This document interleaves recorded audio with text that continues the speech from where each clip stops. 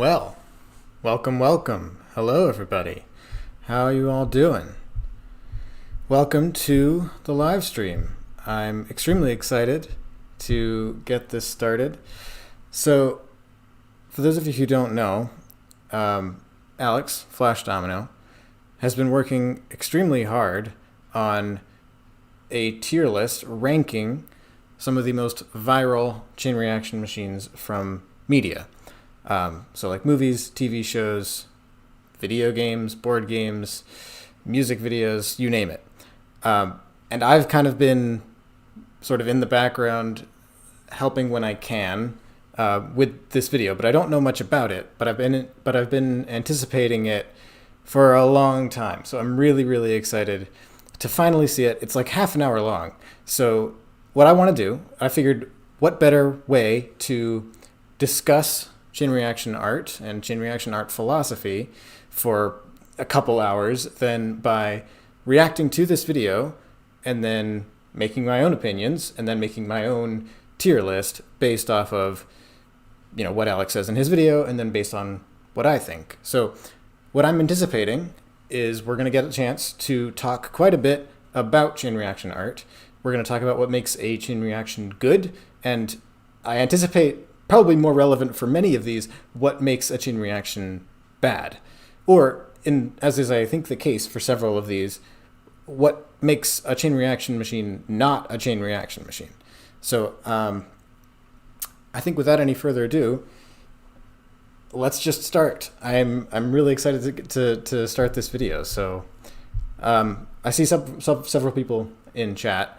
So if anything doesn't work, if the audio's wacky or if anything goes wrong, just let me know. But I was test streaming quite a bit yesterday, so I feel pretty confident that I have everything set up properly. So let's begin. Who's ready for a tier list video? Who's ready for a tier list video essay? So you all know that there are lots of chain reaction machines and domino setups that appear in movies and commercials and the like. And if okay, so Pee-wee's Big Adventure, and then Honda Cog. I mean, I've seen all of these. Well, maybe not all of these. I've seen many of these. So most of them I won't be surprised by. Like I know how they go. So I think there are a few that I haven't seen though. But anyway, let's keep my going. channel for a while. You know that I've slowly been making analysis videos on them one by one. But today I'm taking all the builds I've already talked about, all the ones I want to talk about and will talk about, and I'm ranking Jerry, V for because Vendetta, sure I can talk about these ESPN. projects individually, but don't you want to know how good they are, at least compared to each other? Like which ones utilize better techniques and how, and like what makes a machine like the one in I Spy better and more optimized than say the one in The Great Mouse Detective? To start, I made a list of Yeah, okay, so I don't really know the Mouse Detective one by heart, so all I know is that usually the animated ones are extremely hit or miss. I've seen like maybe one or two that are actually what I would say good. 45 chain reactions from across all forms of media with the help of suggestions from the building community. But before I make the tier list, I want to talk very quickly about how I ended up selecting these 45 chain reactions. Why would I skip to 430, Alex? I want to know how you came up with the rankings. Please do not skip to 430. Anyone. Yeah, so this is actually what I really wanted to talk about, is specifically what criteria we're using to determine what chain reactions are better than others. So I've come up with a couple of things, I've been thinking about this a lot, obviously. Like, the reason I've been anticipating this video coming out for so long is because I've had opinions on this as well, and I've been thinking about chain reaction philosophy for quite some time. So my own, and I'll play the video soon, but I wanted to kind of talk about what my criteria are and then see how closely they match with what Alex is using to judge these machines. So the first thing is whether or not it's even a chain reaction machine. Because I know that quite a few of these are not really a linear sequence of steps. They're more just sort of disconnected, they're disconnected scenery of different machinery and mechanisms happening, and so basically they don't show the transitions and the steps and the connections in between each of the steps. It's just a lot of stuff happening, which implies that it's not actually a chain reaction. It's just a bunch of stuff happening simultaneously. Whether that's the intent of the filmmaker, who knows, but that's how it comes across. It comes across as all of these things are happening at the same time, rather than these things connect to each other in a sequence. So that's the first thing. Is it even a chain reaction, or is it just miscellaneous machinery?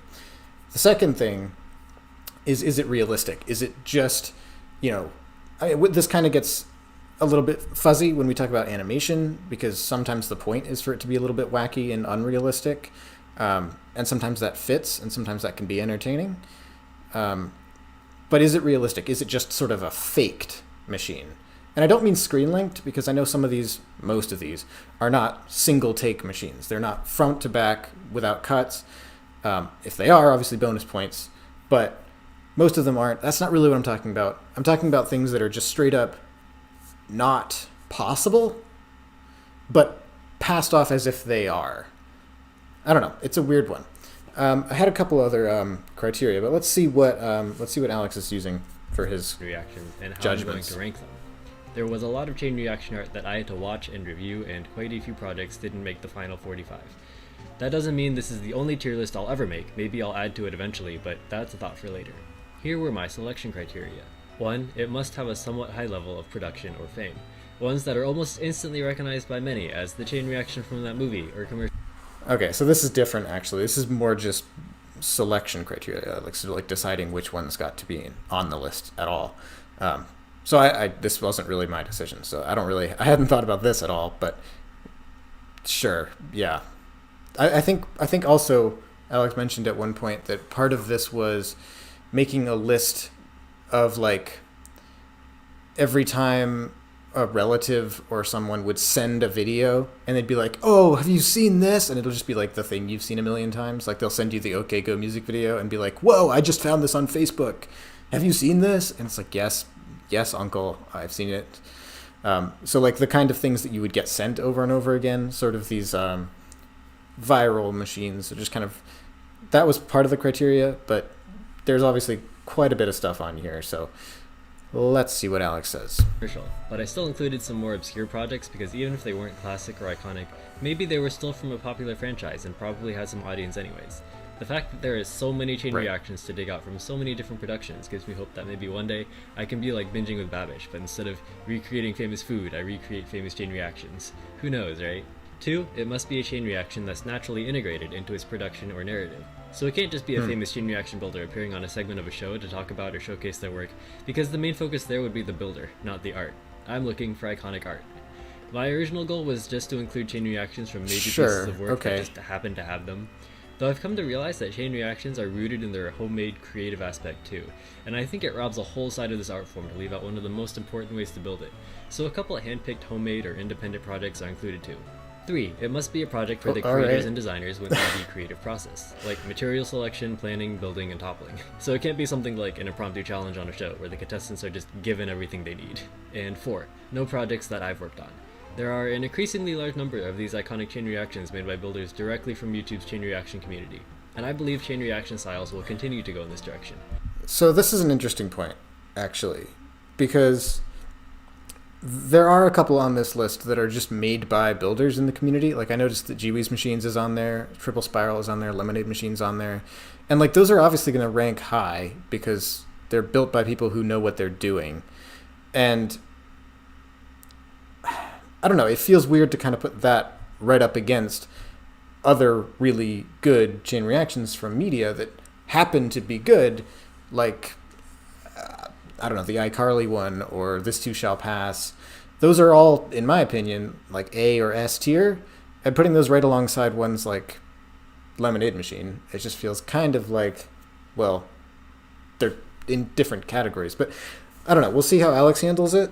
I don't know. I mean, I guess I don't have a choice but to make those S tier. But their inclusion seems a bit random to me. But we'll go with it. That being said, there are quite a few projects I have been a builder for that probably would have qualified for this list, but this is just to keep things fair. So those are my selection criteria. These chain reactions will be ranked on a tier list with S, A, B, C, and D tiers. Now here's the ranking criteria. One, watchability. Okay, here's what we I will want. be judging how much of a single fluid chain reaction it is, with every step or idea being recognizable and easy to follow. Two, originality. So how much motion variety or trick variety there is, how well it expands on the art form, or even how well it demonstrates classic chain reaction techniques in its own way. So, this is the other point that I wanted to mention. Originality is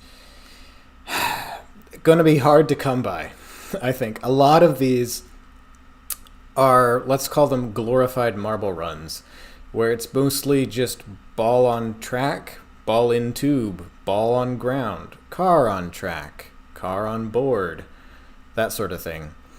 It's just a lot of things rolling places, with the miscellaneous like lever or pulley or something. So that's gonna be a big one. I think that's gonna be what really sets apart like the top of the list from the bottom of the list.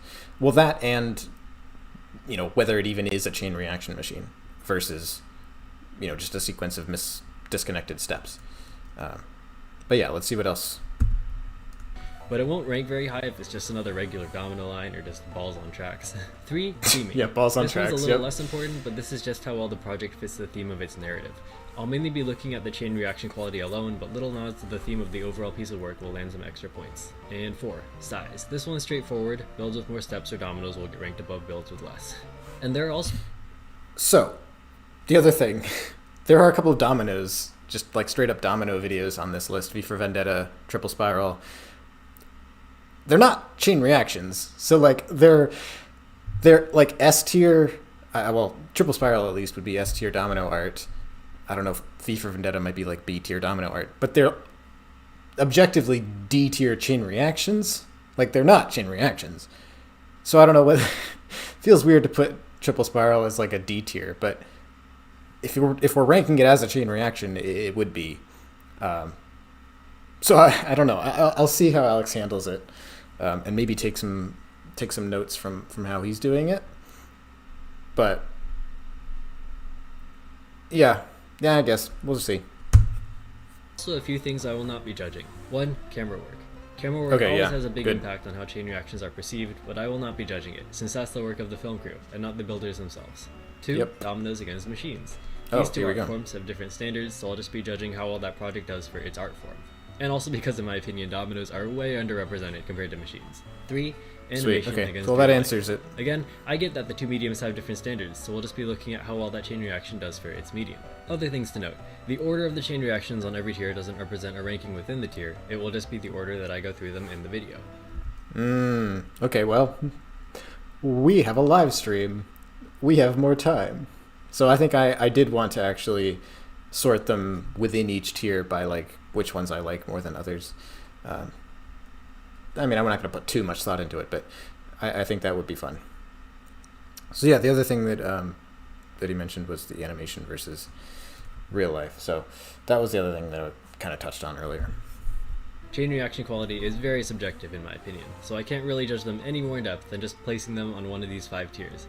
And on the topic of subjective chain reaction art, yes, you could probably make a case for each chain reaction to be, say, 1 tier higher or lower than where I place it, and I wouldn't argue with you. Just know that I'm not trying to pull the rug out from anyone for the sake of looking cool, like, surprise, this obviously really good one is actually D tier. No, none of that.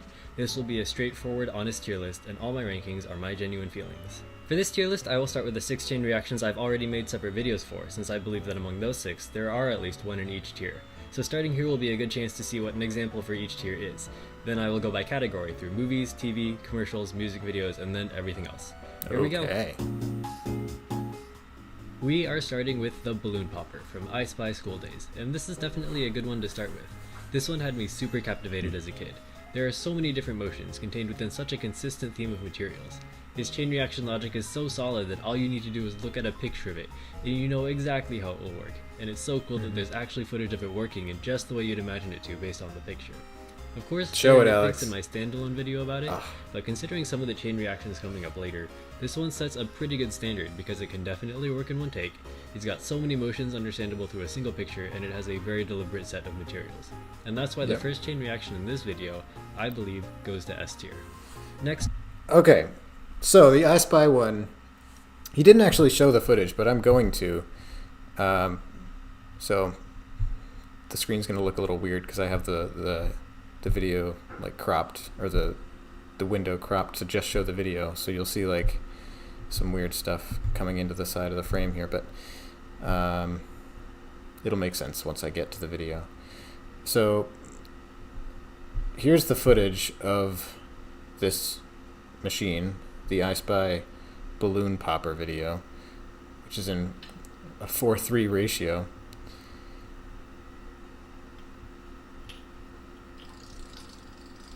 And like Alex said, it works exactly the way that you expect it to.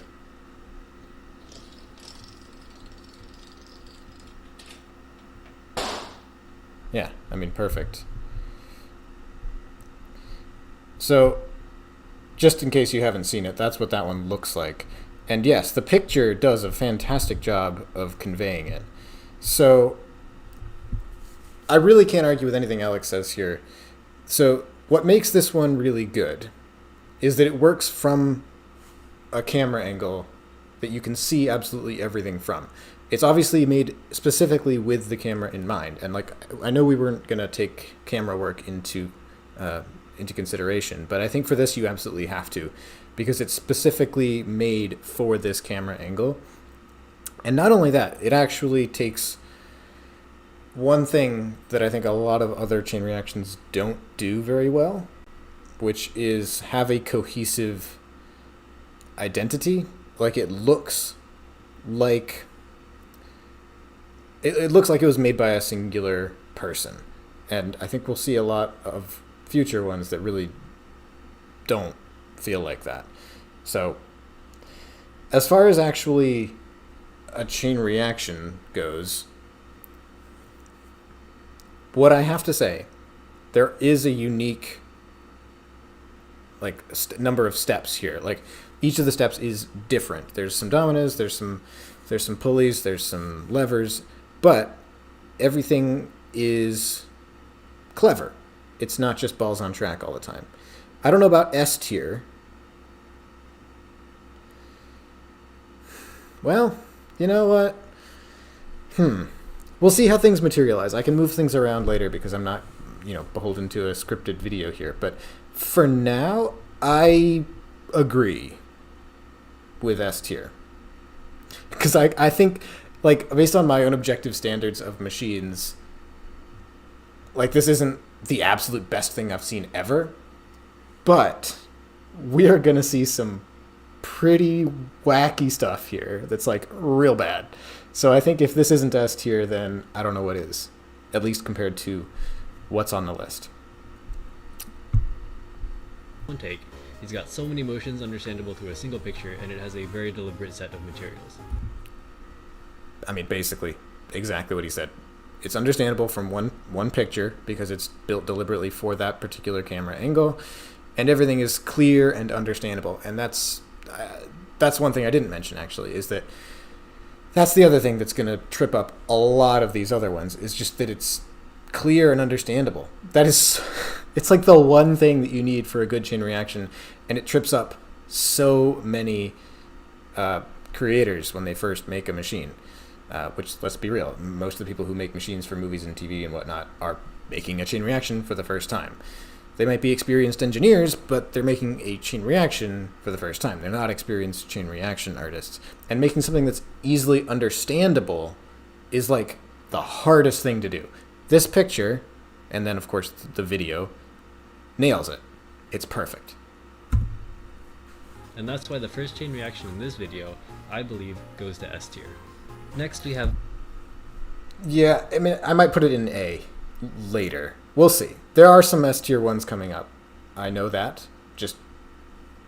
And I don't know. I don't know how much room there is for differentiating. Like, we only have 5 levels here, 5 tiers. So I don't know how much I really want to... Yeah, it's S tier for now, but I can move it if I want to. That's why the first chain reaction in this video, I believe, goes to S tier. Next we have Big Weld's build from Robots. This one's a fun animated domino setup with... Boo, dominoes. Everyone hates dominoes. Some machine elements, and again, for animation, I'm totally ready to suspend my disbelief for things that may or may not work in real life. Slanted dominoes on an incline, or dominoes flying from seesaw to seesaw, not my biggest concern. What actually kinda gets me is how much the setup changes from shot to shot. Like, how does it go from these straight lines to these crossing lines? How does the project lead into this kind of field when there's no indication of what the field starter looks like? So I do feel like this setup loses points for watchability. Fun animation though, and it still makes it to B tier. That one's tough. Because again, domino art is different than chain reactions, and I think it does have chain reaction elements in it, and I think this is kind of what I was talking about when I said realistic. None of the stuff that happens here is realistic, but does that make it a bad chain reaction? That's the question. I don't really like it. I'll be honest, it doesn't do anything for me. It just sort of... It feels like domino art created by someone who has no idea what dominoes look like and how dominoes work. And it doesn't give me that same sense of wonder that a good domino setup does.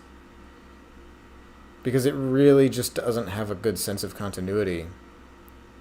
Like Alex said, it does, like the transitions are way out of whack. It's like stuff happens without you even really knowing how it happened. It's not a chain reaction. I don't know.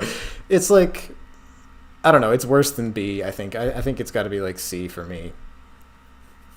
And I'm not just doing this to have a different opinion. I really don't love it. Domino hater. I mean, I don't know. I out of every person who doesn't call themselves a domino artist, I probably know the most about dominoes, or like I'm right up there with like knowing the most about dominoes but not actually building them. I don't know. It doesn't do anything for me. Moving on to V's insignia from V for Vendetta. It's got a very nice circular path starting at a point at the bottom where all the dominoes can spread out, and for a setup that branches as much as this one does, it's still very easy to watch. It's a very deliberate and well thought out design for the insignia, pulled off with an amazing use of color changing dominoes to add details to the image. Like, this is exactly what you use this field design for, boosted by such a smart use of color. Everything is so right on the nose. Anything built by Domino Day builders will probably end up in S tier, and this one is no exception. So yeah, V for Vendetta's domino setup goes to S tier. S tier. This isn't S tier.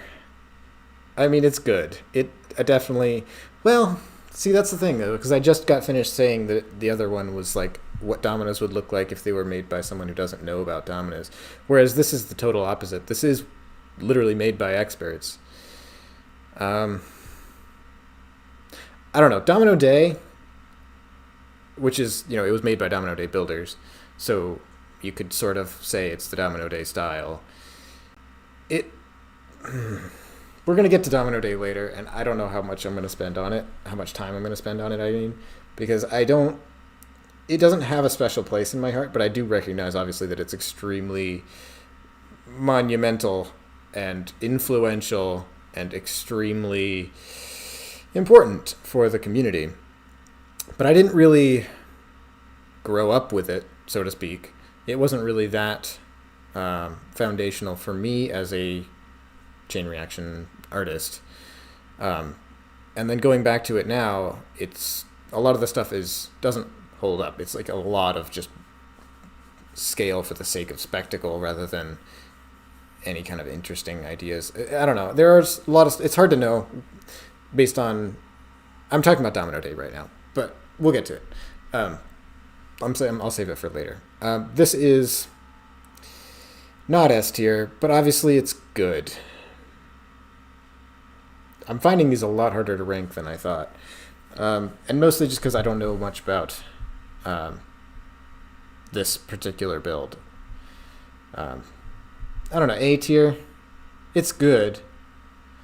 I don't know, it's just a field though. And like, I get it. It's color changing and it was built by the experts, but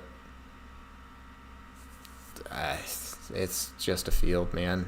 Like, domino art to me is about so much more than just a field. I don't know.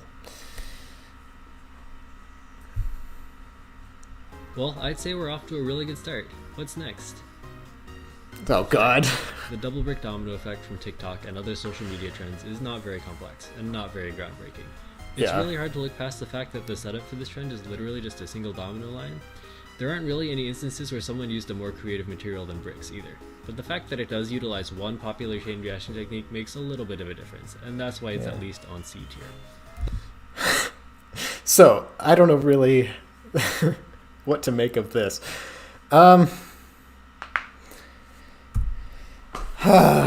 Double brick domino. I mean, I do remember the first time I saw this effect. Not on TikTok. It was like in a domino video from way back when.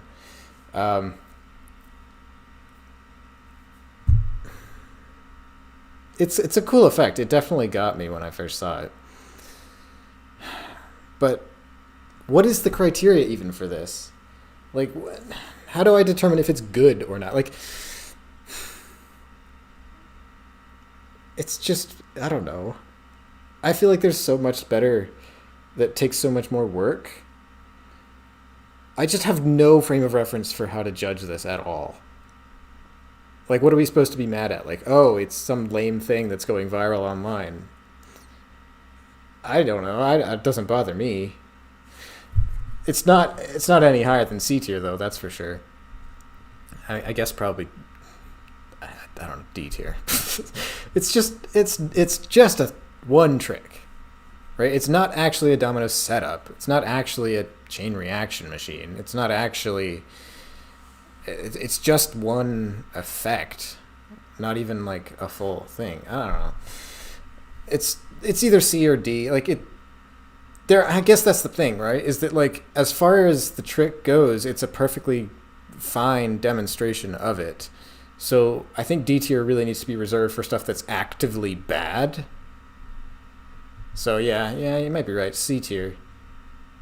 It could be worse. But I just really have no frame of reference for how to judge it, that's all. One popular chain reaction technique. Yeah, Flippy Cat, that's a good point. It's a marble on a track. Maybe it's an auto tilt. Right? Like to make an equivalent to chain reactions. What this is for domino art is like auto tilt for chain reactions. I guess you could say. Like, it's something that's like a little bit above what the absolute most simple possible thing is, but it's not art. It makes a little bit of a difference, and that's why it's at least on C tier. The breakfast making machine from Chitty Chitty Bang Bang is super mechanized, but in this case, it shouldn't put it on a low tier. It still works in one take, and it's a convincing way to break an egg. Even if its presentation is a little more mechanical than usual, it toys with a lot of cool chain reaction concepts like rotations and levers, and that keeps it away from like a complete factory machine feel. Of course, seeing the physics and connections of the movements would put it higher, and that's usually a little more detrimental, but I think for this machine it still does enough to make A tier. And so this one...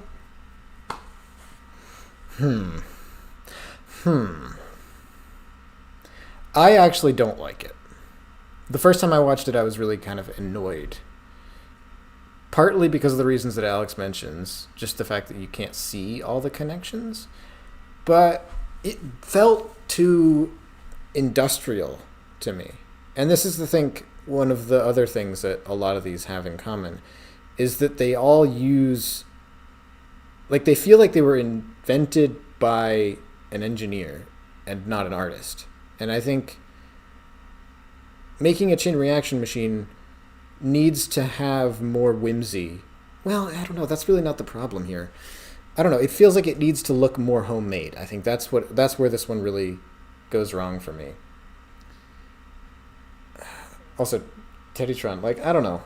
We're going back to, I'm just reading chat, but as domino tricks go, the double domino effect is towards the top for me. As far as domino tricks go, sure, but we're judging based on, like, we're putting this up against other full machines or even full domino setups, and, like, one singular trick, I don't know, doesn't compare. But you're right. I mean, it is a cool effect. That's why it's not D tier. And again, it's like chain reaction machines or domino art going viral. Like, that's always good. So I don't have a problem with that. Anyway, back to this.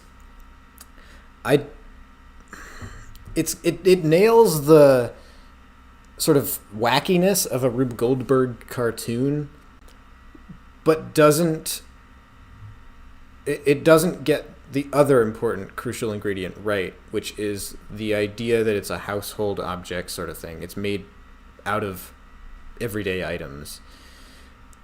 It feels like what you'd come up with if you made a machine in CAD and then like manufactured all these steel parts and things. It feels manufactured and industrial, and it doesn't feel like a homemade thing. Now, and like, it's also got a little bit of that feel of like just a lot of stuff happening at once instead of a linear sequence of steps. And that's the other thing that really I don't like about it. And there's also stuff you don't even see. Like, there's this wheel over here. Like, what is this thing even? It doesn't even... It's like you assume that it's probably like a pulley system to make the arm swing around or something, but it doesn't actually. You don't actually see it. And Aiden's Machines in the chat says it seems like an invention as opposed to a machine or like a chain reaction, which I agree with. It feels like someone. I don't know. It feels. Yeah. What bothers me the most is that it doesn't feel homemade. It feels manufactured and industrial, and it just feels like a lot of stuff happening at once. It makes a little bit of a difference, and that's why it's at least on C tier. The breakfast making machine from Chitty. See, like, there's so many things. It feels like it's probably powered by like motors or batteries, or actually, I guess to fit the theme here, probably like steam power or something. So, like, you can see all of these things that are happening at once. Like, there's the arm that's swinging, the gear that's rotating, and then, like, that thing swings back at the same time that this arm carries the plate over.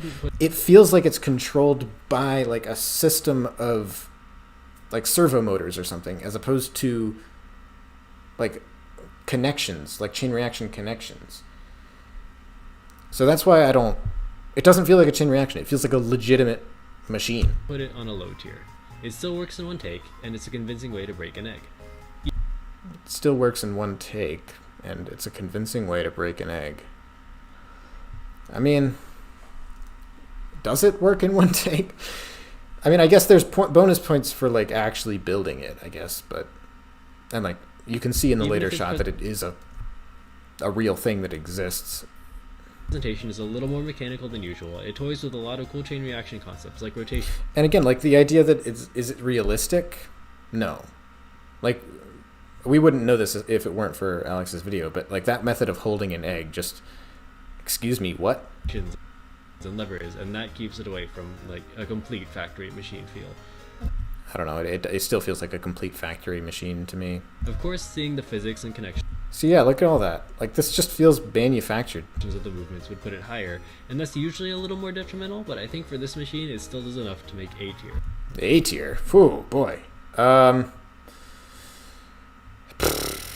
There's too many other good ones. This is like C for me. There's too many other that like feel more homemade and feel... And even if they don't feel homemade, like Honda Cog is coming up in this list later, and that really does not feel homemade. Like, none of those things are everyday household objects.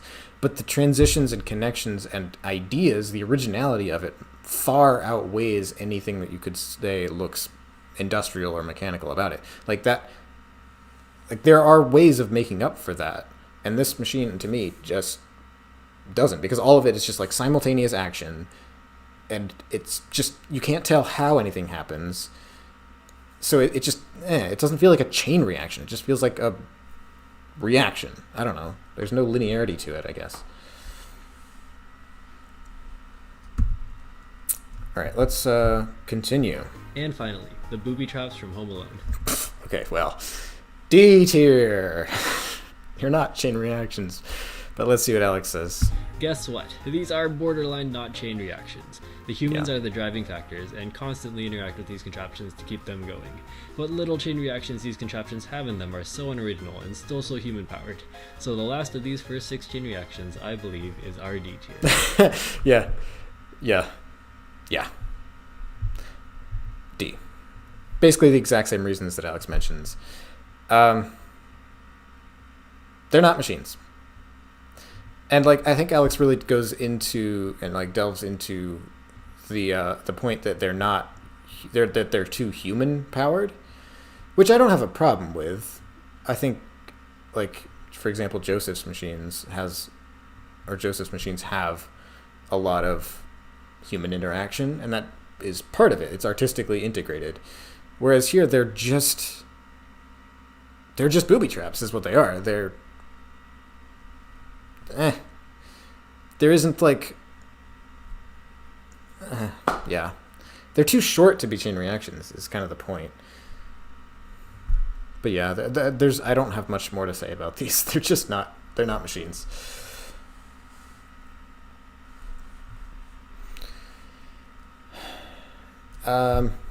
Is there actually a way to see the whole thing? I mean, I'm just using the snippets from the videos because I have seen all of these before, but I guess if I'm showing them, I should probably show the whole thing, huh? That would make sense.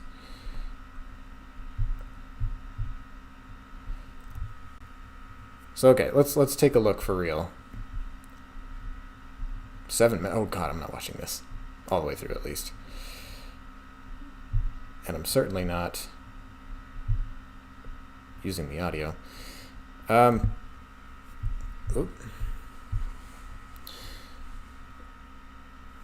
Yeah, see again, like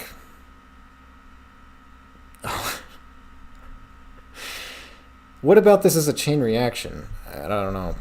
It's just they're just traps, dude. They're not I mean, I've seen all of these, so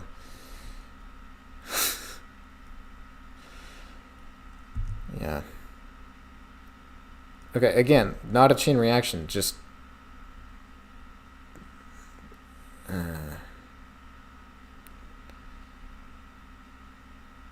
yeah, where's the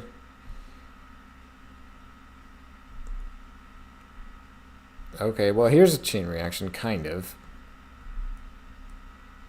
Again, no, nope, not a chain reaction. I'm sorry. D tier. Alex is right. No one is surprised by this.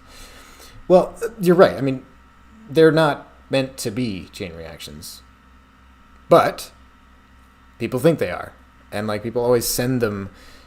I've been sent a link to. Well, I don't think been sent a YouTube link, but like been recommended to watch the movie before because people thought like, oh, it's got all these chain reactions in it. No. Have you never seen a booby trap before? Like it's not a chain reaction. All right. With the first 6 out of the way, let's now go through the rest of the movie category, starting with Der Loch der Dinge by Fischley and Weiss. Believe it or not, this was the work that inspired me to start building, and it led me down my first chain reaction YouTube rabbit hole. Looking at this work technically, it has such a wide variety of steps and plays so much with different scales of motion. But the pace of the machine feels kinda awkward because a few of the slower chemistry-oriented steps take up a lot of the watch time and can start to feel repetitive. And since the viewers don't know exactly what the chemical reactions are, it's not always clear what's supposed to be happening, or what the next step is supposed to be. I don't know if I can quite put it on S tier for that reason, but it's still a very deserving A tier. So, this one, it's a long video. It's a movie. It's literally a movie. But just to sort of get an idea,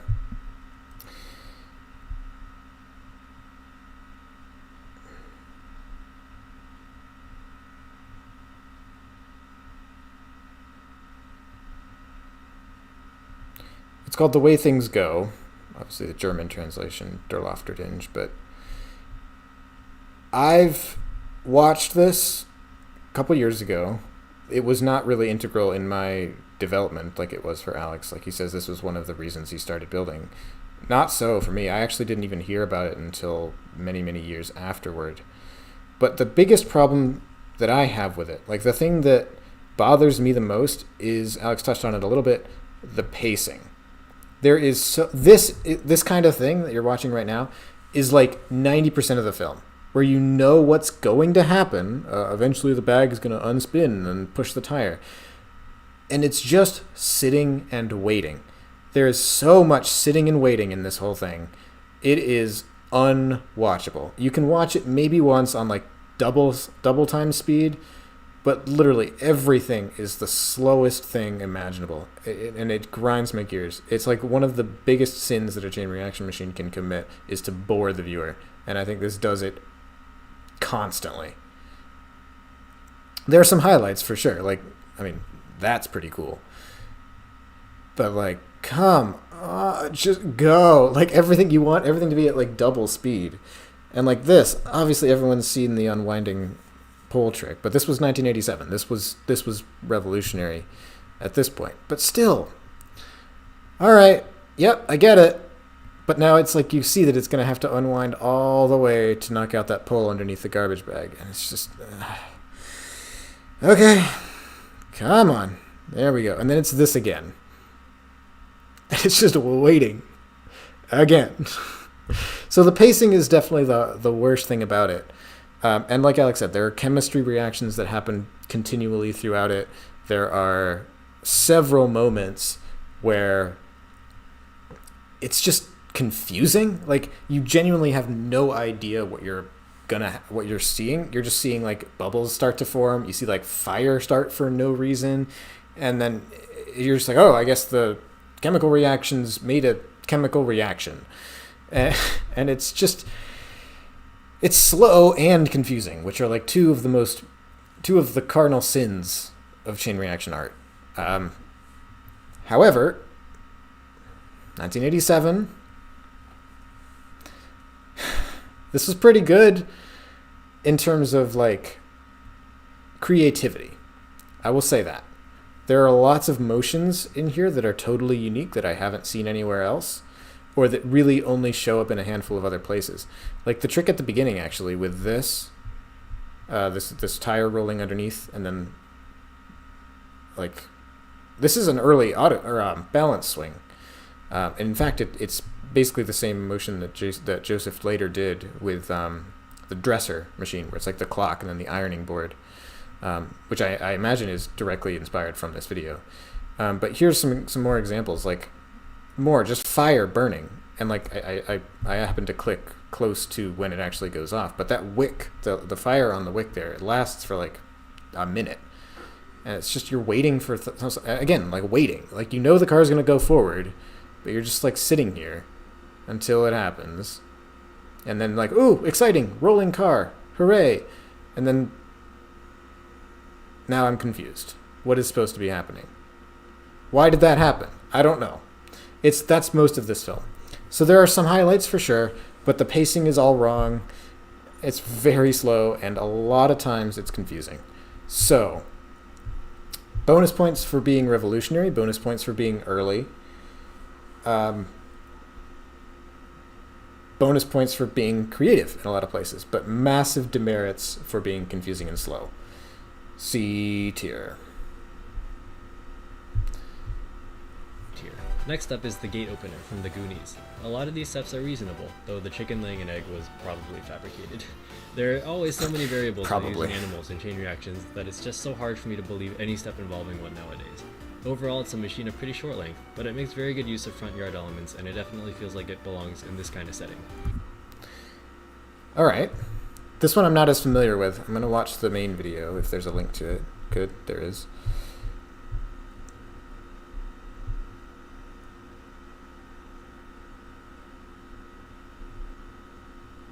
Spinning garbage bags are definitely among my favorite machine tricks. Same. I make sure to use at least two of them in every machine, back to back.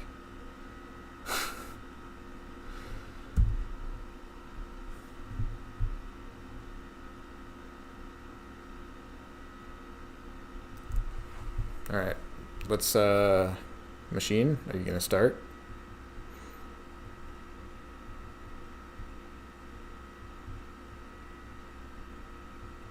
Wow, this movie's weird. I don't think I ever saw like the actual scene leading up into it.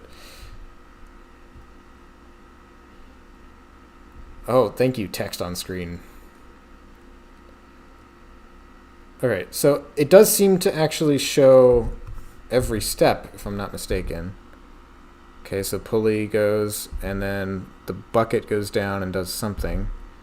So there's a... I mean, maybe that's like a cam, and that's like rotating a wheel with a cam on it and to press the air. I mean, one can assume, right? Like, I don't know. And again, like, I guess the idea is that the chicken gets scared. Lays an egg. How does that happen? So lays an egg, presses on a lever. Lever goes down to lift something up. And then all of a sudden a weight is falling. I assume that it's actually legitimately in real life connected. It's just there isn't a camera angle that shows it. So we got a ball that comes, or a lever that comes down, kicks a ball, knocks over a target, and then a hose starts somehow.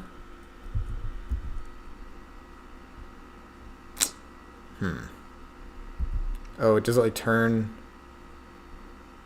Oh, yeah, okay, so it's like a nozzle that gets turned on. Pulley pulls. That's what pulley do. Okay, and then so as that's rotating, it pulls the pulley and opens the gate. So that gate is gonna... There's nothing disconnecting that string, so I guess the sprinkler would just stop rotating eventually. So, okay, as far as chain reactions go, pretty good. The camera work definitely could use some work, but again, we're not evaluating that. So, I was confused in a couple of places, but I think mostly that's because of the camera work, but there are some issues with pacing, things happening too quickly. But in terms of the step variety, in terms of being creative, in terms of theming well, I think it hits all of those marks. So for me, this is, and it's not an S tier. Like, I'm saving those for like absolutely iconic ones that like mean a lot to me personally. But that's A tier. I think the only thing wrong with it really is the camera work. And I think that's, again, we're not taking it into consideration. And I think there's like a couple of issues with pacing. It's a little bit too quick in places where things kind of happen all in quick succession and you're not able to follow them. But again, it's hard to tell how much is due to camera work and how much is due to the machine actually being paced poorly. But yeah, other than that, very good. I think the biggest bonus point, basically, is that there's a lot of variety in it. It's not just ball on track over and over and over again, which is good. I'll put it in B tier. Eventually, the breakfast maker from Pee Wee Herman will get So its here's own an video for iconic me, one. but I'm actually really not a fan of this one. Watching it leaves me Yep. with so many questions. What is Yep. this wheel connected to? How Yep. does this dinosaur start moving? So this is reminiscent of the breakfast machine from Chitty Chitty Bang Bang. Yeah. Yes. So this is the same sort of issues.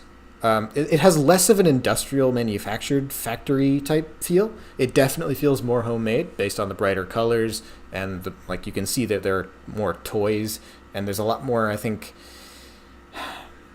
not that there wasn't sort of whimsy and wackiness in the Chitty Chitty Bang Bang one, but there's definitely more here. There's unique usage of recognizable objects, like a water gun being used to hold an egg, like the little bird thing, like the bird lever thing. There's that. Earlier we saw Actually, like the breakfast maker like a from candle Pee Wee being Herman will get used, its own pretty video for me, creative. but I'm actually really not Ferris a fan of wheel. this one. There's better object usage. It's better. It's like themed better in my opinion. But it suffers from the same exact issues where there's just, it's not a chain reaction. It's just a machine. There's too much happening at once for it to really seem like a linear sequence of steps. And that's right what I said at the top. That's exactly what I said right when we first started, was that a lot of these actually aren't chain reactions as much as they are just disparate steps of things all happening simultaneously. And not only does it not really show, let's actually watch it. Um, that's the other one. Let's actually watch the full version of it. And not only are they not, or do they not show the connections between the steps, there also aren't connections between the steps because all of the stuff happens all at the same time. All right, so if I remember correctly, I believe the machine doesn't actually start until several seconds into it. It starts differently than I remember. Oh, this isn't the start. Okay. Where is it? Doesn't it like... It starts like way into the video, doesn't it? It's like really late.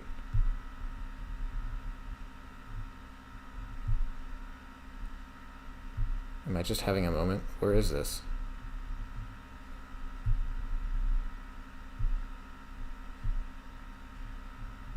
Where'd it go? Oh, here. Yeah. This movie's so weird, dude. Oh, it's before this. Oh, it's like shown in segments where interspersed between other like plot points. Yeah, I remember now. I do not remember how it starts though, or where it starts. Oh my god. Yeah. So it's maybe I'll just stick to the version that Alex shows because I think he just chopped out all the parts that are actually machine. But I'll mute the video. Well, I haven't watched this in full yet. Let's watch it until he puts it in a ranking, and then I'll talk more. Watching it leaves me with so many questions. What is this wheel connected to? How does this dinosaur start moving? There are too many things going on at once, and it goes from toast to egg to pancakes in 3 back-to-back shots, and it's clear they're all triggered separately, because this machine really is just a bunch of components stitched together as if it's one unit. Yep. Then there's a 2-minute cutaway where Pee Wee Herman goes to brush his teeth, and then when he comes back, the entire breakfast is just kind of on the plate with no indication to how the machine got it there. Yep. So I don't care that this is one of the most iconic machines in cinema, or one of the most whimsical purposing of objects. This machine is C tier. Yeah. So, C tier is going to be hard to disagree with. But that's where I put Chitty Chitty Bang Bang. And I think it is better than that. Because I think the object usage and the theming... I don't know if that makes it... I don't know if that outweighs the fact that it's not really a chain reaction. I think that still is... This is tough. I don't know. I feel like...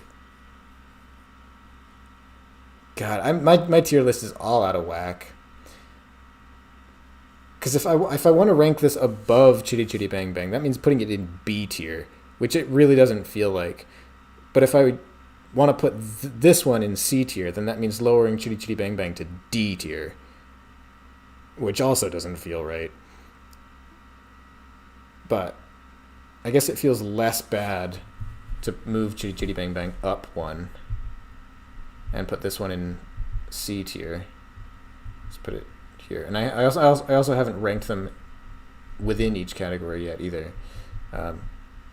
So maybe I'll do that at the end. So I'm putting this in C tier, moving Chitty Chitty Bang Bang up one. I think it has... I don't know, actually. They're both bad in different ways. They're both bad in like almost the opposite way. Because one feels too industrial, the other one... Well, here's the thing. Chitty Chitty Bang Bang has the problem of not feeling homemade, and it feels too industrial and manufactured, and it also has too much happening all at the same time. Whereas Pee Wee Herman has only one of those problems.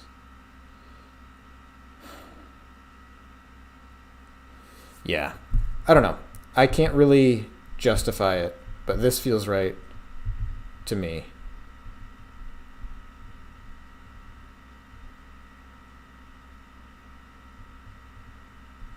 Yeah. I don't know. Top of C tier. Yeah, I'll do the actual, like, within each tier rankings at the end, I think. Does this look right so far? So, Spy School Days at S tier. I'm okay. I'm okay with that. I'm happy with that. V for Vendetta and Goonies. A tier. That's a surprising one. I don't think I really was that familiar with the Goonies one, but when I watched it in full, I realized like, there's really nothing to complain about. Pee Wee Herman here, just because of the object usage and because it really captures whimsy in a very good way. But oh man, yeah, this feels way worse than B tier. But then all the ones below it feel way worse than it. So I don't know. Robots just didn't do it for me. I don't have any kind of connection to that one. Double brick, domino effect. These all feel. Oh boy. Yeah. These feel about okay. These feel about equal to me. Okay. They'll be easy to rank within each tier though, because there are definitely some that I like more than others. All right, moving on. Let's see what we got. You can't change my mind. Okay, I promise I'm not What was that consisting line? of objects. This machine is C tier. You can't change my mind. Oh yeah, okay, C I tier. promise You I'm can't not going change to my rant mind. about more than one breakfast maker, but now we have the breakfast machine from Back to the Future Part 3. And this one at least does have a smooth path of action with a left to right sequence of steps, so yes, watchability points there. Some of the connections are strangely non-existent, like the pulling of the pan, but at least the next motion starts where the viewers are already looking. So good object utilization and pacing is just kind of a short machine, and I wish some of the connections were a little more clear. Okay, I want to watch that one in full because this one I actually really liked when I first watched it, but I also remember thinking like, oh, I wish there were a couple of things that were different. Because I didn't actually know that this video or this movie had a chain reaction at the beginning, like right away. It was the first thing. It's like part of the credits sequence, I think. And when I watched the movie, I was like, oh, chain reaction. Okay, cool. So yeah, let me watch it again in full because I haven't actually seen it in a long time, aside from just that snippet that Alex showed in the video. I think there's definitely some confusing, if not just straight up missing connections here. But theming is good. Pacing is good. Oh, is that it? Oh, this isn't the one I was thinking of. There's one that uses like dog food. I'm pretty sure. There's one from like, hang on.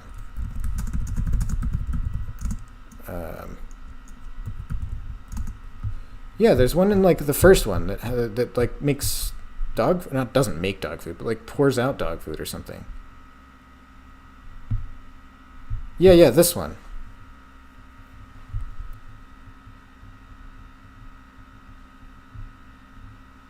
Yeah, this is the one I was thinking of. It's part of the credit sequence. Yeah. I don't know why this one's not on the list. So this is what I was actually thinking of.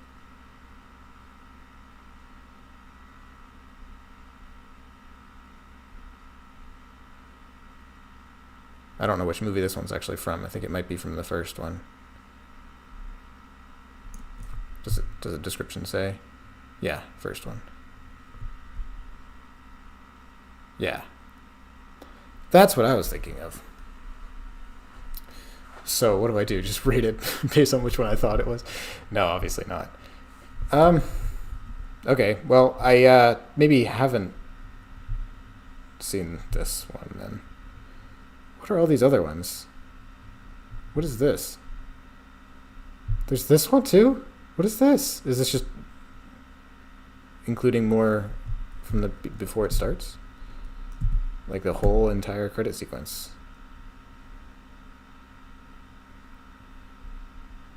Yeah. Yeah. This is what I remembered.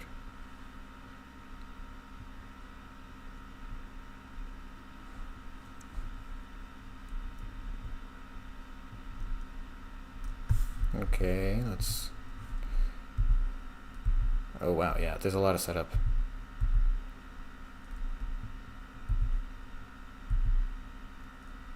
Here we go. Maybe? No, that's just... Wait, what? Where is it? Oh.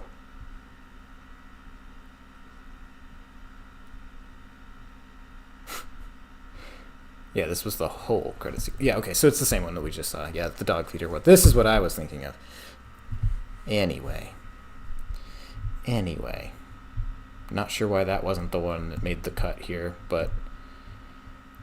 Alright. I guess we're not ranking that one. If I had to rank this one, Let's do it for fun. Let's watch it again and do it for fun.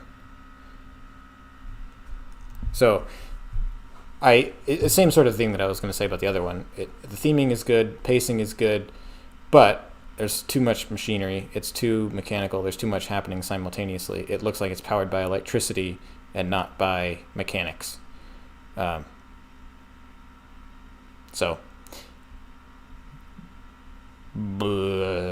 C tier.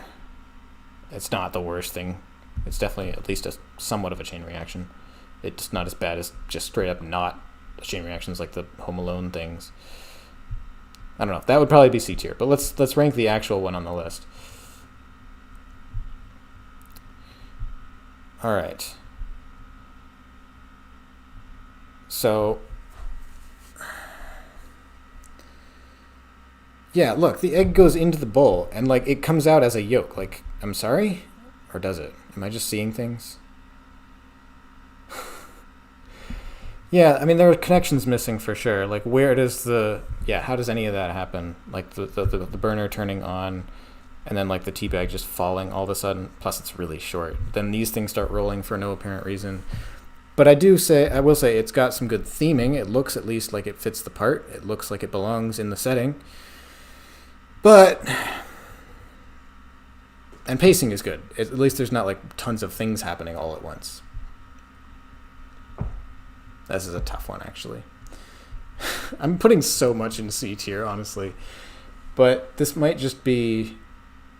It's not, like, as actively bad as some of these other ones, but it's just not... It's missing a lot of what makes a good chain reaction. So for now, C tier. But it might be... It's really just... I don't have opinions on it. It's kind of... is where I find myself, honestly, at the moment. But let's go. Let's see what else we got here. I'll put it on B tier.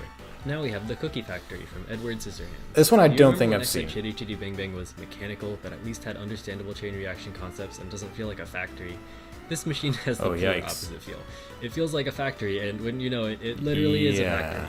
You could not recreate these kinds of motions unless you're doing it mechanically. So chain reaction? Sure, but more like an assembly line with no visible connections. It's Boo! I agree fully. Yeah. Is it as bad as just straight up a non-chain reaction like Home Alone? I don't know, but it's pretty bad. I think I can't really reserve D tier for things that are just purely not chain reactions, because most of the stuff here is. And like as far as chain reactions go, it's not a chain reaction. It's more of a chain reaction than the Home Alone booby traps, but it's definitely not a chain reaction. And yeah, I've said it a bunch of times. It's just a bunch of things happening all at the same time. It's not a linear sequence of steps. Too mechanical, too industrial. It's literally just a gray. Everything's gray. I don't want to watch that. There's no color. There's no whimsy. No, not a fan. Sure, but more like an assembly line with no visible connections. Yep. It's a C tier. Moving on to the Toast and Jam Launcher from Wallace and Gromit. I don't know much about Wallace and Gromit, but I think maybe Wallace makes a lot of contraptions. Yes. There isn't really much to talk about chain reaction-wise for this one because it's so short. It doesn't consist of any sequences of concepts, and honestly, kinetic art probably wasn't what the production team was going for. So there's a better example from Wallace and Gromit, actually, that I'll look up now.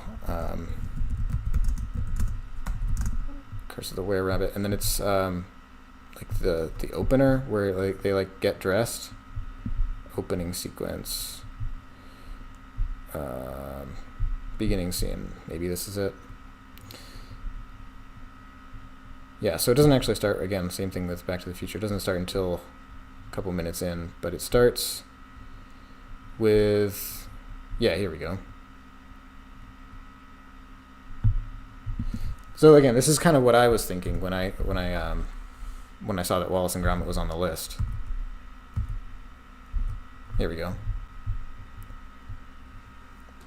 So the storyline here is that they work as like basically pest control, but for rabbits. So in the middle of the night, they get a call that someone needs their help, and this is their method of getting woken up, getting dressed, and then getting in the car. So it starts the stove. And again, like, it's a chain reaction only in the broadest of strokes, because it's it's a lot of disconnected steps. You don't see how things are activated, and it's obviously just like electrical. It's implied to be electrical. Like things are just controlled by electricity. Like obviously those are motors, right? Like, so if I were to pick something from Wallace and Gromit to be on the list, it would be this, and not the toast and jam thing. But there are also, plenty of other chain reaction adjacent things in Wallace and Gromit, like wrong trousers. That whole thing is, in a way, a chain reaction, and like the whole sequence with the penguin on the toy train, like it's paced the way a chain reaction machine would be. So there it is. That's basically the opening scene, and I think that. I mean, it's not really a chain reaction because again, you don't see all the steps, but I like that more than the toast and jam launcher for sure. The toast and jam, it's like one trick, but it's a cool trick. If you did that in real life, it would definitely be cool. Like it would be like synchronizing. Well, again, let's play it, but it would be synchronizing. Honestly, like the launch of but I think a piece of toast and jam. There isn't really much to talk about. Boom! Look at that. That would be sick if you did that in real life. But it's just one trick. So, like, B tier. I don't know. It's cool, but it's just one thing. But I also like it. And I think that's important. Like, I'm ranking these based on my own opinions, right? And, like, just my feelings in general without being objective. Being subjective has to weigh in somehow. For this one, because it's so short. It doesn't consist of any sequences or concepts, and honestly, kinetic art probably wasn't what the production team was going for. So unfortunately, it's a D tier. Now we have Radigan's Shadow. Okay, Alex. It's a D tier. I don't know if it's that bad. I might end up I don't know. It might be too short to be. See, no, now I'm letting his opinions impact mine. I'm not going to do that anymore. It's C. From the Great Master. Or B. This machine runs a little differently than the others on the list, because Basil sets it off early to avoid getting killed by it. Looking at Radigan's original design, there are no connections to be seen besides a single string, so there's no telling how they all get triggered just by looking. The chain reaction leading up to the early set-off is literally just a marble track, so I can't give this setup much for originality. And I know I'm not judging animation, but like, come on, at some point you gotta draw the line between intentionally zany and just ridiculous. Like, the ball's not even in the corkscrew, it would fly right off, and what is this? Basil foresaw all that happening based on some impromptu calculations? It's just funny that the production team probably sat down and said, okay, we need to think of some reasonable and foreseeable way for this machine to get set off alternatively. And this was the best they could do. Get in the D tier. This is tough, because obviously the zaniness, the unrealisticness of it is the point. So if I judge it based on that, that's almost like it's not the point. Like, the point is that it's unrealistic. The point is that it's a cartoon. So, like, as chain reaction art, it's not great, but this is hard. Like, to me, I think, like, the problem with Home Alone is that it's just not a chain reaction. It's just booby traps. And the problem with Edward Scissorhands is that it's got everything wrong. Like, it's just too much happening at once. There's no sense of connection between the steps. It's just there's no household objects. It's just very mechanical and industrial. So, like, I don't like anything about those. But this, at least there's some saving grace in the fact that, like, it's fun. I guess it's probably still D, though. It's not better than any of the ones in C. It's still, I think, worse. Yeah, that's probably fair. Alright. Okay, how about we talk about something better? Like the Domino art from Collateral Beauty. This is one of only 2 movies on this list past 2010, and this is everything I hope chain reaction art can start to look like in the times to come. It's a little less cohesive than what I'd consider to be S tier work, probably because the production team asked for busy shots with multiple structures falling at once, rather than a neat sequence of well-placed, deliberate techniques. but the chain reaction logic is super sound. A project Yep. like this would definitely work in one take, and I know these builders know their stuff. Yeah, so this was actually built by legitimate, actual chain reaction artists. This was built by Lily Avish, Shane. I think maybe Shane. I know Nathan was involved. Lily, Shane, and Nathan, or maybe Chris. I know. I conflate the team who made this with the BMAC team, which I know it's not exactly, but it was made by people who know their stuff. So at least that counts for something. Now the issue that I have with it is that the movie is terrible. No, besides that, I don't know. Should I even factor this in? Because like I was going to say that it makes no sense in the context of the film. I've seen the film; it's terrible, and the domino art seems completely out of left field. Maybe there's like a symbolic thing that I just did not get that just went over my head. But to me, this is total nonsense in terms of like how it fits into the story. The art itself, I think, is what we have to judge here, though. So I can't really take that into consideration. It's not S tier. Like, to me, domino art is about more than just structures and lines. It's about like, again, I don't know if I should judge it based on this, though. I was going to say doing something interesting with the concept, doing something that pushes the art form forward, like doing something that people haven't seen before. But when we're talking about representation in media and like talking about viral or iconic chain reactions in movies and things, I think this kind of is as good as it gets. It just feels like a domino video, just interspersed into a movie, for a really kind of confusing reason. Obviously, yeah, I'm joking about factoring it into relevance of the movie. Also, Alex, peep the tier list at the moment. You were teasing me about ranking things way differently than how you ranked them, and I think there's maybe one or two that are in the same ranking as you had, and I think you'll find that my reasoning is very different than yours. But I'm also kind of doing this on the fly, improv style. So I don't know, if I went back tomorrow and like actually sat down and did this, I might have different opinions. But on the fly, this is kind of just my opinions, just going based on my instincts. Collateral Beauty, though, it's totally acceptable domino art. Like, obviously, it's made by people who know what they're doing. But it's so weird. It feels like just rating a domino video. It feels like you just put one of Havish 5's domino videos on the list, which I guess is going to come up later. How do I even... It's obviously good. So yeah, I guess S tier. I mean, it's as good as it gets, right? It can't be better. It's domino art. And to me, like, domino art is extremely hit or miss. So, like, to me, I don't enjoy, like, just generic cookie cutter domino art like that.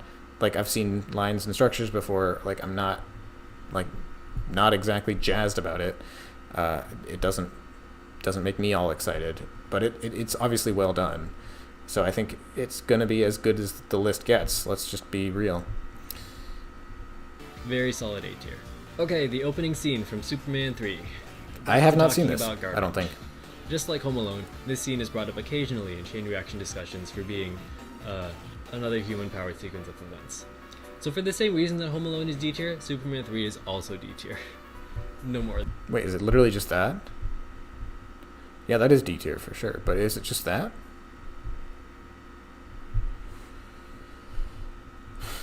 Oh my god. If it's seriously just that, I'm going to be massively disappointed. I bet it is, though. It's like barely a chain reaction. It's like Rube Goldberg fails on Reddit.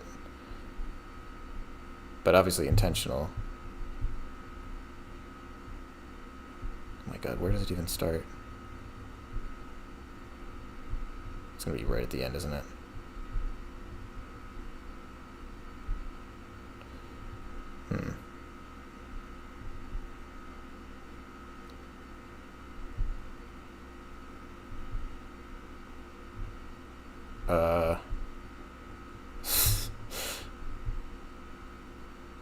Hey, there's Superman.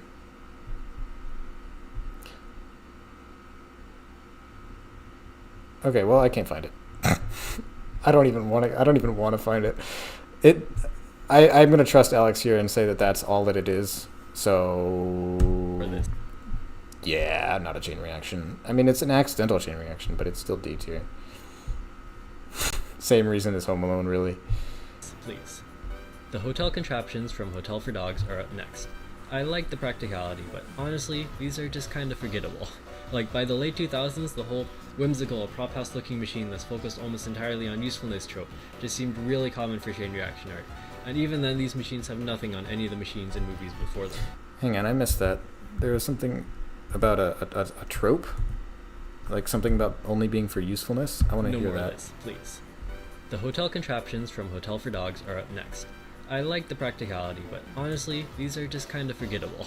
Like, by the late 2000s, the whole whimsical, prop house looking machine that's focused almost entirely on usefulness trope just seemed Whimsical prop house machine built entirely for usefulness. Huh. I mean, maybe that's a trope. I don't quite know what that means. I mean, is it just that, like, there are a lot of machines in movies from this era that are focused purely on the end goal and, like, literally what they actually accomplish and not just, the whimsy and fun of a chain reaction? I guess the question really is, why would you make a chain reaction in a movie anyway? Like, there are a couple of reasons. Like, you would do it for character development to show, like, oh, it's a wacky inventor, like, or like for Pee Wee Herman, it's like to show that he's like a really wacky guy. Or you would do it, for like the Great Mouse Detective as like a wacky, sort of unpredictable, unforeseen, unlikely escape, sort of. And that's like only really talking about movies and TV. Like, if you're talking about just commercials, like, you don't even need a reason. It's just fun to watch, and that's good enough for a commercial. But as far as movies and TV go, like, there are only a couple of reasons why you'd actually do it, and I think you need a practical reason for it, unless it's just character development, which I think is a lot of the reason for, like, the Wallace Gromit one, or Collateral Beauty, even. Man, that movie is bad.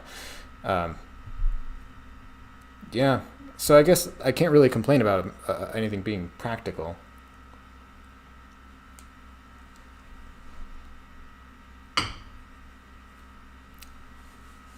But yeah, let me see.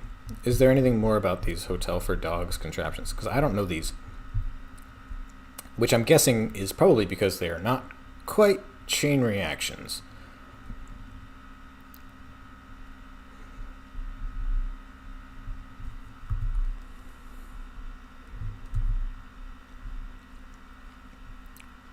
Yeah, I mean, there's a fine line between a chain reaction and just an actual machine. Like, that's, I think, maybe what Alex is getting at, is just that there's not a lot of chain reaction here as much as there is complicated machinery, or over-complicated machinery. And there is a huge difference, because a chain reaction implies a linear sequence of steps. Keyword there being sequence. And I think even if something is over-complicated and, like, wacky, that doesn't make it a chain reaction. So, like, yeah, the kid powering the thing with the bicycle or whatever. Like, and look at all this. This is pretty industrial looking.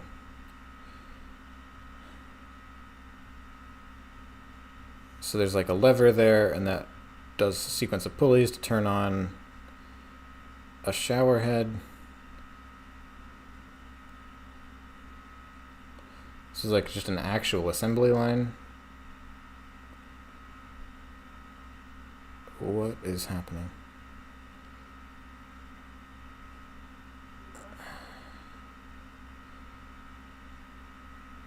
Okay. I mean, this is kind of clever. I kind of like this.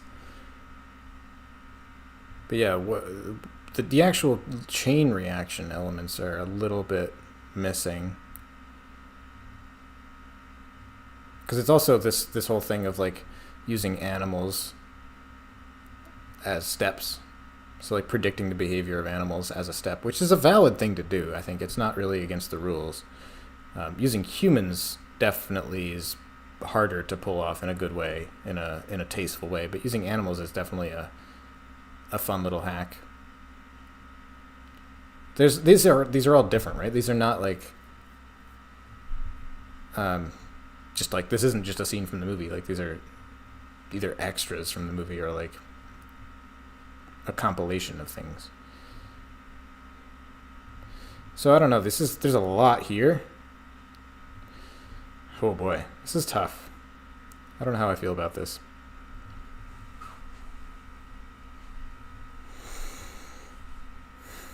I mean, this is kind of what I think of when I think of movie chain reactions, almost. Is like this sort of thing. Where it's like built by engineers and not artists. Like, what is this? It's fun. Well, that's fun. It's so manufactured. Not like in the same sense as before, where I was talking about a machine looking industrial and like factory based, but it's manufactured in the sense that like you're not actually capturing on camera any like actual chain reaction elements happening. You're just kind of showing occurrences and then implying that there are steps in between and like implying that things happened.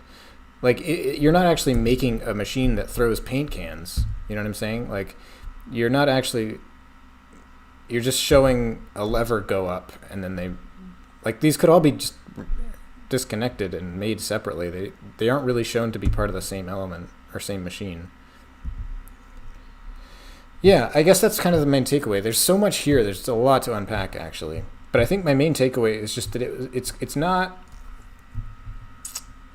It's got elements of chain reaction art, but it's not really a chain reaction machine. And it just feels less like art and more like an actual machine. But I really don't know. It's like better than... I don't know. C tier.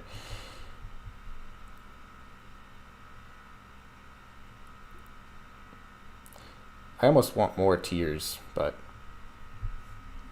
we'll make do. Alright, let's go. Let's continue. Really common for chain reaction art, and even then these machines have nothing on any of the machines in movies before them. This movie doubles down on the really short, really mechanical contraptions kind of feel, with nothing memorable enough to actually dive in. Yeah, really short, really mechanical.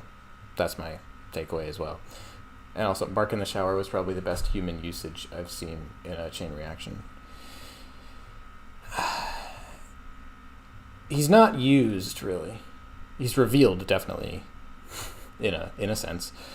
But he doesn't...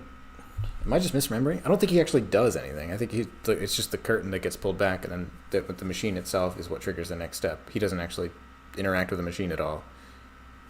I mean, I get your point. It's funny. Into, and I'm led to believe the film only shows the final steps, like the shoe kicking the door or the finger pushing the buttons, because there's probably not much else to the machines connection-wise, but still some cool concepts, I guess. C tier. The last one on our movie list is the machine from the Introducing Lula scene from Now You See Me Too. This machine is short and sweet, and the integration of magic tricks like the 3 cups or the teleporting flowers are fun. The pacing is very fast, probably because the machine isn't supposed to be the highlight of the scene and it's not really meant to show anything. I even forgot it was here the first time I watched the movie. It's really not much. So it's not C tier. It's way better than C tier, that's for sure. And I'm not letting my opinions on the movie influence my opinions on the chain reaction, because I do quite like the movie. I like the first one a lot more, but I do like the movie. It's definitely more of a chain reaction than, I mean, even just Hotel for Dogs like we just watched. But it's better than Chitty Chitty Bang Bang too, because it like Alex said, it's got elements of theming, it's got elements of connectivity. You can see how one thing leads to another. Maybe some steps are fast, but again, like that's the same problem that the Goonies had sometimes, which is that the steps were fast. That doesn't make it bad. It just makes it like a bit of a demerit. I don't know. I don't hate it that much at all. I think it's shorter than the Goonies one, maybe. It's about the same, actually. Feels like. And it feels more like a chain reaction. It feels Yeah, yeah, it feels more like a chain reaction than the Pee Wee Herman one or Wallace and Gromit B tier, or sorry, A tier. It's definitely up there. I gotta say. Let's see it again. The last one on our movie list is the machine from the Introducing Lula scene from Now You See Me Too. This machine. Yeah, so the first two steps there are hard to one on our movie list hard to is pick the apart. machine from the Introducing Lula scene from Now You See Me Too. Yeah, I don't actually know what starts it, but the first thing that I can recognize as an actual step is this bottle that gets swung across somehow. The machine is short and sweet, and the integration of matter tricks like the 3 cups or the Yeah.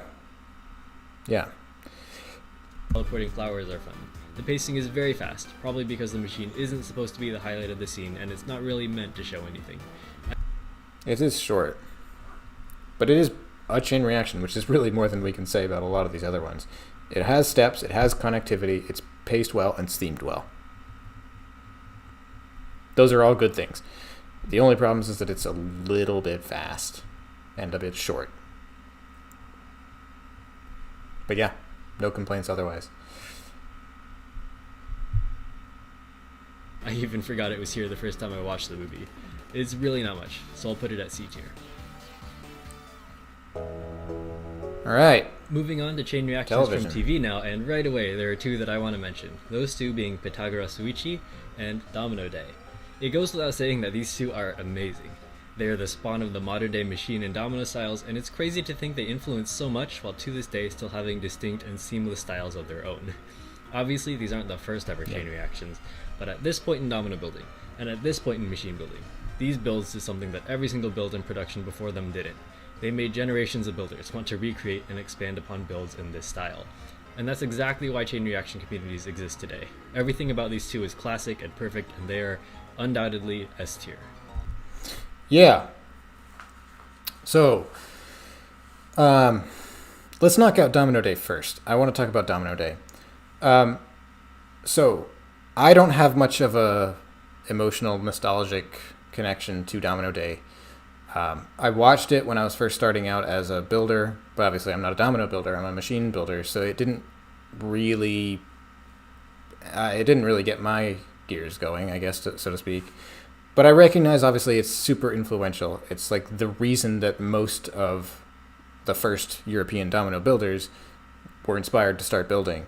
And of course, in so doing, created a European domino community. And even spread into the American community. I think several of the first American domino builders were inspired by Domino Day. So it's obviously super influential. To me, it doesn't really do anything. It's been a while since I've watched it. I should probably go back and actually sit down and really take in how it inspired a whole generation of builders. But to me, it's got the highest I'm going is A tier, which I think is where it's going to end up, because obviously it's fantastic. But it's just to me, I have to rate based on my own opinions sometimes, no matter how subjective they may be. And to me, Domino Day is not S tier. It's not the best thing that domino art has to offer. I think if you were to ask me what I think is the best example of domino art today, I would not refer you to Domino Day. Which maybe that's not fair, because of course Domino Day isn't a current thing. Maybe hopefully soon it will be. But I guess that would be like me referring you to the first machine videos on YouTube and saying they're not good because they're not current. I don't really know if that's fair, but I think the only reason I'm not putting it in S tier is just because I personally, for whatever reason, subjectively, don't love it that much. So that's my feelings on Domino Day. It's just I think spectacle for the sake of spectacle. That's kind of my thing with it. It gets old fast. It's more fields. Yep, that's a lot of dominoes. But there are moments to it. There are definitely new techniques that were invented, and you have to factor in the originality and the inventiveness and the groundbreaking nature of it when it first happened. So Pythagoras Suichi, though, is going to top the list in S tier, and it's going to be the top one in S tier once we get to ranking them within each tier. It is the best thing on the list, by far. So this is one of the things I really wanted to talk about quite a bit. So I did a research project in my senior year of college where I tried to answer all of the questions that I had about Pitakara Suichi. So for those of you who don't know, it's a Japanese television show for kids. It's basically, I mean, the closest equivalent that I could think of is like Sesame Street, but in Japan. And it has these little segments, they're called corners, and they each show, you know, some like educational thing, like how coat hangers are made, or like how to tell time. I don't know, like stuff like that. And they'll all be they'll all use elements of like animation or like stop motion, stuff like that, or songs or dances. It's a kids show, but at the beginning and the end, there's always these machines. They're called Pythagoras devices. Pitakara Suichi, Pythagoras Switch is the name of the show. Pythagoras devices, and they're just used as bookends to basically say, this is the show you're watching. Thank you for watching. Just to get the title of the show. And these things are fantastic. Like, these are genuinely the best machines.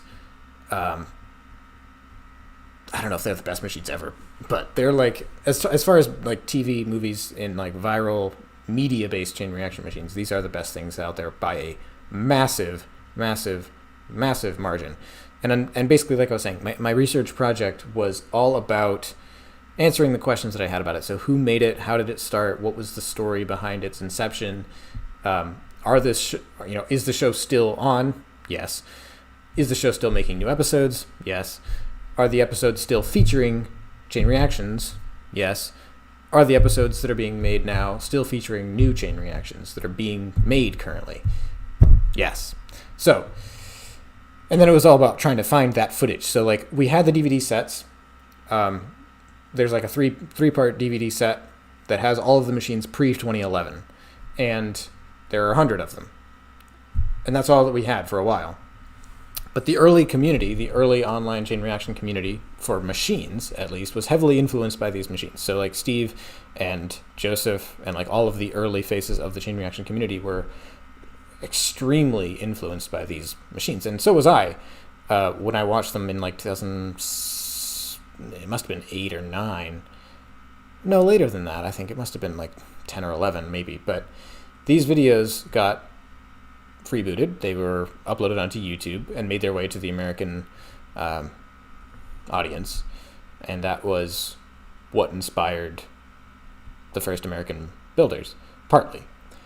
So part of the research project, in addition to just answering all those questions about the history and then tracking down the footage and finding out who made it, part of it was also figuring out and trying to answer for myself why, in particular, the show was so influential to an American audience, or I guess a Western audience. And there are several reasons. So what I want to do is talk about it a little bit. So I did that was the music before the stream. I did a whole essay about it, basically. And actually, one other thing, like you noticed that Alex said that he wasn't showing footage of these machines. There's a reason for that. NHK, the television broadcast company, is very strict about this type of thing, so I won't be showing any of the footage here either. But if you want to see it, if the last time that you saw anything Pitakara Suichi related was like 8 years ago when those compilations were uploaded on YouTube, I have a super compilation. This is a super comp of all of the footage that I found in my search last year, and there's like 79 new machines in here, plus the entire Bisuke Ball trilogy. And if you didn't know that it was a trilogy, that should give you some indication of how much new stuff there is in here. But this is basically the write-up that I did for it. So, not to read the whole thing, obviously, if you want to. There's a link to this in the description of Dominoes versus Machines Round 7, because I was talking about the Pitakara Suichi tribute that I made for that video, and this was partly why I was inspired to do that. It's because I wanted to pay tribute to the show. But yeah, so there are a couple of reasons why it's so good. And like part of the reason I'm bringing this up during the tier list ranking video live stream is because these are relevant reasons to why why Pythagoras Uichi is so good. So there are a couple of reasons. The first thing that stands out to me is the scale and type of objects used. Pythagoras devices were almost exclusively built on the tabletop, and the objects used were never very large. So they always used household objects, everyday objects that were also very small. They were built on a tabletop, and you can see the influence there. So they felt like you could do them. You could make them in your own home using the things that you already had. Compare that to other machines with massive steel supports, precision-engineered elements, and oversized mechanical parts, and it's no surprise why machines like that felt so hard to connect with and be inspired by. And we've seen several of these on the list so far. We've seen things like Chitty Chitty Bang Bang, we've seen things like Pee Wee Herman, the one from Edward Scissorhands is an especially bad example. Even the Back to the Future one, they're all like precision-engineered elements, oversized mechanical parts. And that doesn't make it feel like you could do it. You don't watch that and go, oh wow, I could make that. So that's why Pythagoras Uichi especially was so influential. Another component of why Pythagoras Uichi was so inspiring is that it was the first time many people saw that building chain reactions could be done over and over again. Every time a chain reaction machine appeared in a movie or on TV or in a book or even a board game, it was always just that one example. The only place you could ever see multiple machines built in the same style was in Pythagoras Uichi. The serialized nature of the Pythagoras devices made it clear that building chain reactions could actually be a hobby. Think about it. Like, this is not very common. To have multiple machines built by the same creators in the same type of style is pretty unusual. Like, you usually in movies or TV, you just see one example, and it just sort of seems like maybe a thing you could do to pass the time one day. It doesn't necessarily feel like something that you could do over and over again and make multiple of. And this changed that. This really made it feel like you could make a machine, take it apart, and then use those parts again to make a new thing. And that was inspiring to get people to actually engage with the hobby as opposed to just doing it once. Alex, if you quoted my paper, I would not have been mad. I would have been very happy about it. So this is basically the, I tried to make this sort of the ultimate resource for anyone who wants to know and learn about chain reactions from Pythagoras Uichi. So the last thing, right, this isn't the last thing. Yes, so there's two more that I listed as like really important, crucial reasons why Pythagoras Uichi is like S-tier chain reaction art. They're also known for being filmed in one take with no cuts. Obviously, this is exceedingly rare in chain reactions found in Western media. It was essentially impossible to find a chain reaction machine from a movie or TV show that was filmed from beginning to end without splicing in close-ups and alternate angles. This is what we were talking about with Pee Wee Herman, Chitty Chitty Bang Bangs, and so on. Is that there's so many times where it's just all these cuts between things, you don't see the connections between them. So one, it just implies that all of this stuff is happening simultaneously rather than in a linear sequence. And also sometimes you even see multiple things happening at the same time. You see multiple levers, multiple wheels, multiple pulleys, and multiple things just all happening at once, which implies that it's all just powered by some motors somewhere, like electricity, which is less of a chain reaction. This effectively removes any semblance of the machine working in a linear, step-by-step sequence and turns the scene into a haphazard compilation of mechanisms that are all implied to be occurring simultaneously, instead of a scene with a, quote, chain reaction. Pythagoras devices offered a sense of continuity, since the viewer could always easily understand and anticipate how one step leads into the next. And not only that, not only do they actually show the steps in one take, like, it's no accident that these machines are built by someone who specialized in communications. Like, the creator of the show is like a communications expert. Like, that's his job. That's the point of, the show is an educational learning show. Like, that's a crucial ingredient. So being able to telegraph ahead of time how the machine is going to work and allow the viewer to picture what's going to happen and allow them to sort of see multiple steps ahead so that they're not caught off guard by the machine. Maybe they're surprised. Maybe there's a moment of surprise, but they're never confused. That's crucial. And that's always because he would always make sure, I'm saying Sato, the guy who created the show, he wasn't the actual creator of all the machines, to be clear. If you want to know more, read the paper. But Sato oversaw the creation and the production of all these machines. And he specialized in communication, like I said. So he would always pay attention to how each step read on camera, how fast or slow each step would be. He would often repeat steps if they needed to be repeated, if they were too fast to be understood in one motion. And this attention to detail allowed early chain reaction artists to recreate many of the ideas they saw in Pythagoras devices using their own materials. If you go back and watch the earliest chain reaction machines from the American community, like somewhere around 2007, 2009, a lot of those ideas are ripped straight from Pythagoras Uichi. And that's not an insult, obviously. Like, they are meant to be replicated.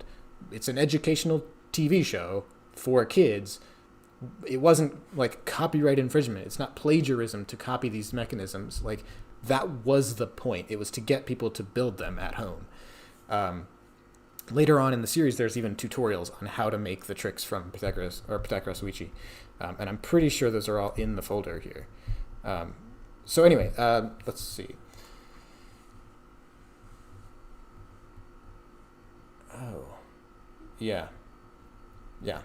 Finally, the most important factor that set Pythagoras devices apart was their focus on intermediate steps. This is a bit more technical, and a bit less relevant when we're comparing it to, these other machines on the list.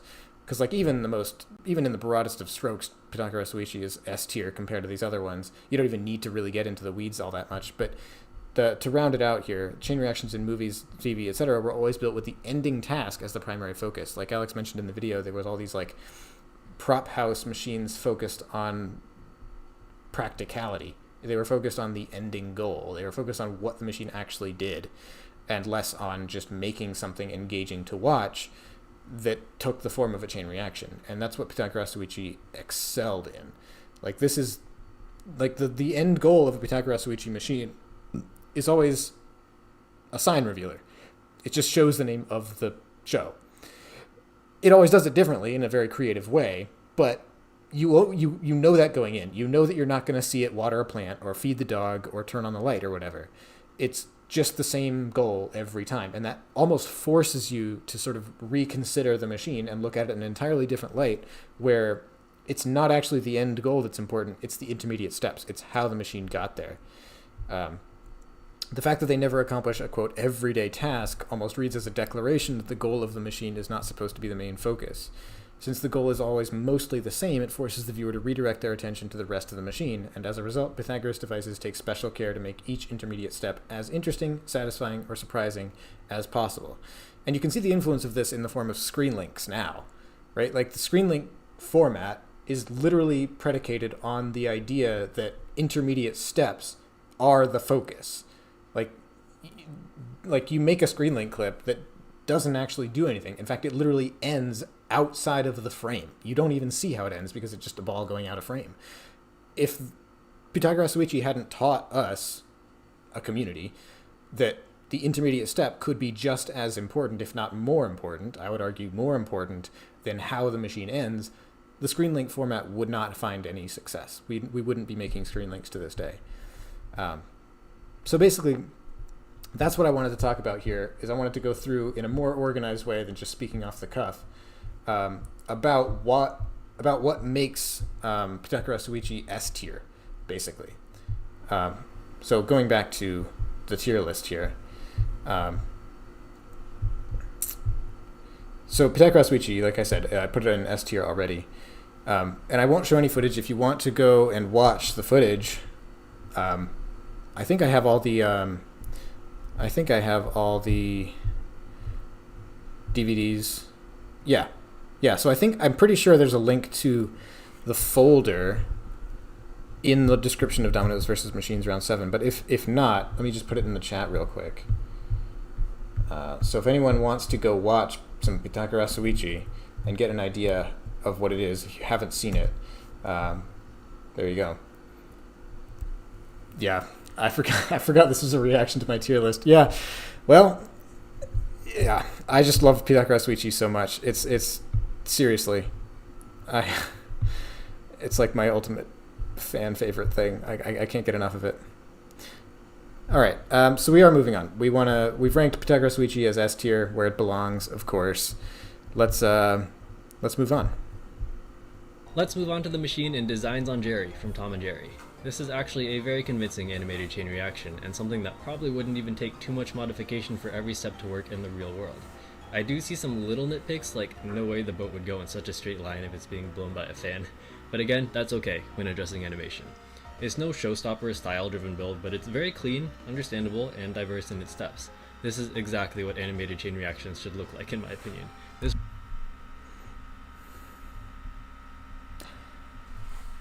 I think I agree. I really do. I kind of forgot how good that one was. For being animated, I think it has its merits. I think it really has everything you could actually hope for in a chain reaction that's animated. There's obviously unrealistic parts, but that's kind of not the point. It's kind of not meant to be realistic. It's kind of meant to indulge in the art form. Like, animation as an art form is meant to be used for things that you couldn't do in live action. And if you don't take advantage of that when you make a chain reaction that's animated, you're not doing it right.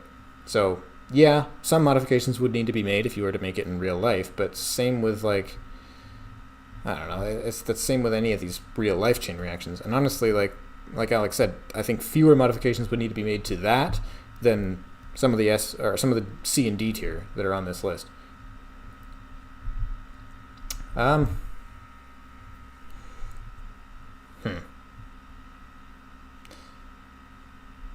I think A tier. I think taking into consideration the fact that it is animated, it is the best example of an animated machine.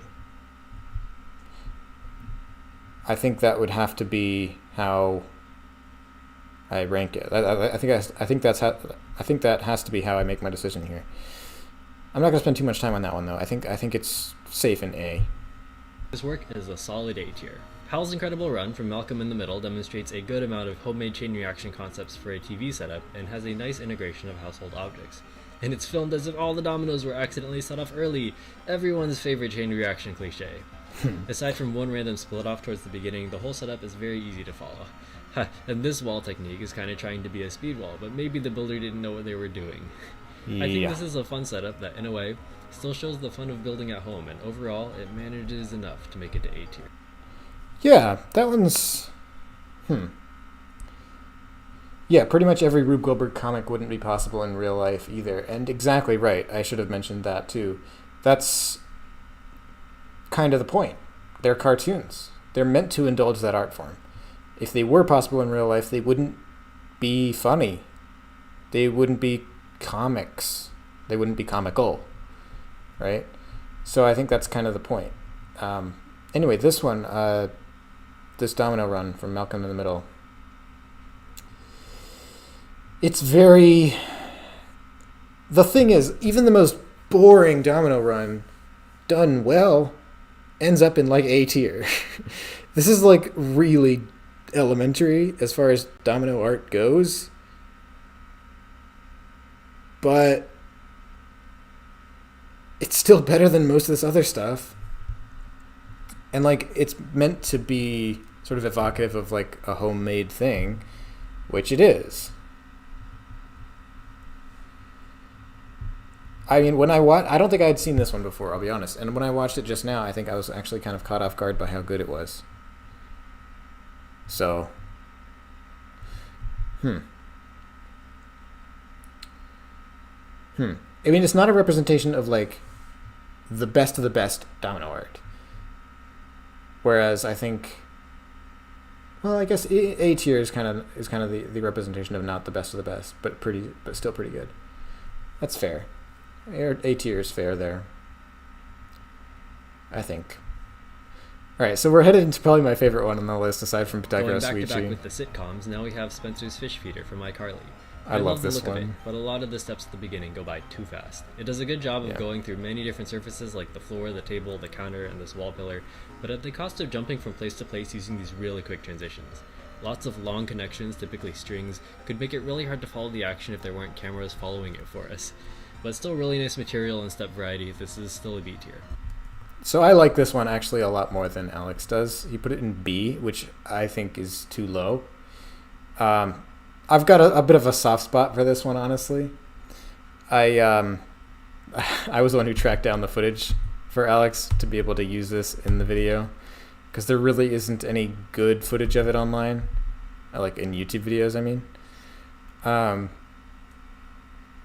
Yeah, he's right, though. He's completely right. The first steps are too fast. Going back to... Let me mute this for a second so I can talk over it. The first steps are too fast. Way too fast. But the rest of it, I think, is actually good. And I think it does excel at a couple of the things that we talked about that Pitaka Rasuichi does really well. Like using household objects and keeping things feeling real, right? Like these are legitimate connections that could be made in real life, and the objects feel friendly and recognizable. So I really, really like this machine. It goes by pretty fast at the beginning, but it like, honestly, it fits the theme well too, because the character of Spencer in this show, for anyone who hasn't seen iCarly, is he's a wacky artist slash inventor, more artist than inventor, but he's a wacky guy. So it makes sense that he would have these materials in his house. He'd have a toy tank. He would have a set of bike pedals, and a bike pump. He'd have random bowling pins around, and of course, like, sure, why not? He'd have Skyrail. That's, I think, what puts it over the top for me, is the fact that it uses actual chain reaction materials in a lot of places. Like, it uses actual Skyrail parts. You can clearly tell that these are genuine chain reaction materials. And I think it's not faked in the sense that there are steps that don't exist. It's only faked in the sense that it didn't actually go from beginning to end in one take. So I think every step of the machine was actually physically built. But maybe there's not footage of it working from front to back. The fact that it was at least built front to back is it counts for something. I think it totally feels real to me. I don't know. I just love it. I don't think there's really anything wrong with it. There's some camera work issues and some pacing issues, but I think that really goes for the Goonies as well. And with that one, there's like some other weird things going on. This one, I can't complain about. I think this has to be S tier for me. I just love it. I don't know. I'm going to get some some criticism for S tier on this one. But yeah, I mean, the use of surfaces as well is definitely interesting. And the use of color. Like, I think this isn't something that we talk about enough when talking about these machines from media, is their use of color. Like, this is pretty good. It feels wacky and whimsical, and it doesn't feel manufactured at all. And I think that counts for something. iCarly. I love the look of it, but a lot of the steps at the beginning go by too fast. It does a good job of going through many... Honestly, just the biggest thing is that it's a real chain reaction. And that's kind of rare on this list. Different surfaces like the floor, the table, the counter, and this wall pillar, but at the cost of jumping from place to place using these really quick transitions. That is true. But still, I can't deny S tier. Lots of long connections, typically strings, could make it really hard to follow the action if there weren't cameras following it for us. But still really nice material and step variety. This is still a B tier. The other thing too is that it uses the machine to tell a joke that is, at least in my opinion, original. Like Alex was saying in the one just before this, the Malcolm in the Middle one, it's the classic chain reaction domino trope of like, oh no, it got set off early. Like, come on, let's find a new joke. This one uses a different joke, which is that, like, he built this whole thing and then realizes it's meant to be something that happens automatically, like a machine happens automatically, and he's using it to remember to feed the fish. But then I think Carly at the end points out that, like, sure, the machine might feed the fish for you, but you're still going to have to remember to reset the machine. So it kind of defeats the whole purpose. And that, to me, that joke, it's like the entire episode is building up to that one joke. And I think that's a really clever use of... It's a really clever justification for building a machine in an episode of a show. Obviously, that doesn't factor into my ranking of the machine itself, but it's just something to mention. It's definitely unique in that way. Next up is the prank machine from Adventure Time. It's Haven't charming seen on this first one. watch, I'll give it that, and a really nice animated machine in 2D space. But what's going to bring it down is its use of gnomes. Multiple times. The machine isn't quite gnome powered, but it's still kind of a cop out when a lot more of the steps should have been actual object motions, and then like you just expect them to stand there until the machine goes off. This one is a C tier. Weird. I never liked Adventure Time growing up. I was kind of the right age for it, and I just never liked it. Yeah, this one's weird, man. I did not expect the phrase gnome powered when I started this video, but that is pretty much the right description for it, I must say. Use of gnomes. Multiple times. The machine isn't quite gnome powered, but it's still kind of a cop out when a lot more of the steps should have been actual object motions, and then like you just... It's short. It's gnome powered. I don't know. Yeah. But it's an actual chain reaction machine, though, so, like, B tier. I'm not going to spend much time on this one. Moving on. Expect them to stand there until the machine goes off. This one is a C tier. And staying in cartoons, here's the machine from A Horseshoein from My Little Pony. Another Don't one think of I've those seen this short one and sweet either. machines, but wow, yeah, this one goes by fast. Like, the first part with the bubbles going down Whoa! the tube takes just as long as the next 80% of the machine. Whoa, that was... Okay, we're playing it again, alright? Please tell me we're playing that again. There are actually some really nice additional details like the clamp on the scissors and the seesaw connections that really make these motions feel secure, but due to the length and the pacing, I'm just... Does that make it onto the list? But not the Back to the Future one? Not the Wallace and Gromit intro sequence? Fine. I guess. I mean, it's a chain reaction machine. Definitely not one that's, in my opinion, iconic. Not one I've seen. It's better than some of these other ones? Maybe? C? Are we making C tier the big one now? Making it twice as tall? I think it's better than some of those ones in D, though. Going to keep this one on C tier. The Christmas special machine from Mythbusters is solid overall. Nice to see we can totally count on a show like Mythbusters to deliver on a DIY, sciencey looking machine. I love the Christmas assortment of materials, and I love how many different kinds of motions we get to see. The chain reaction logic is pretty sound, though not quite as sound as an S tier. A lot of these connections look a little sloppy, the materials look like they're not in decent condition, and they put a blast step in the middle of the machine that faces towards the rest of the machine. But don't get me wrong, I don't mind a DIY feel, and for all aspects that this machine is good in, I'm saying it makes it to A tier. It's been a while since I've seen that one, and I don't really remember the episode that it's from. Like, I assume that they show how it was built, like they show them building it, but maybe it's just like a finale sequence of a full episode of totally other things. I don't know. Maybe someday I should track down the actual episode and see. But it's a good machine. It's meant to be a chain reaction for the sake of being a chain reaction, as opposed to being part of like a narrative. So that gives it some freedom to just go wild with everything and just not really worry about whether it's telling a story, whether it's themed properly. I mean, it's meant to be Christmas themed, but it's not really meant to tell a story. It doesn't really convey a message at all, and that's totally fine for what it is. Is it a good chain reaction? It's definitely competent, I guess. But again, it kind of falls into that realm of being made by engineers, which it was,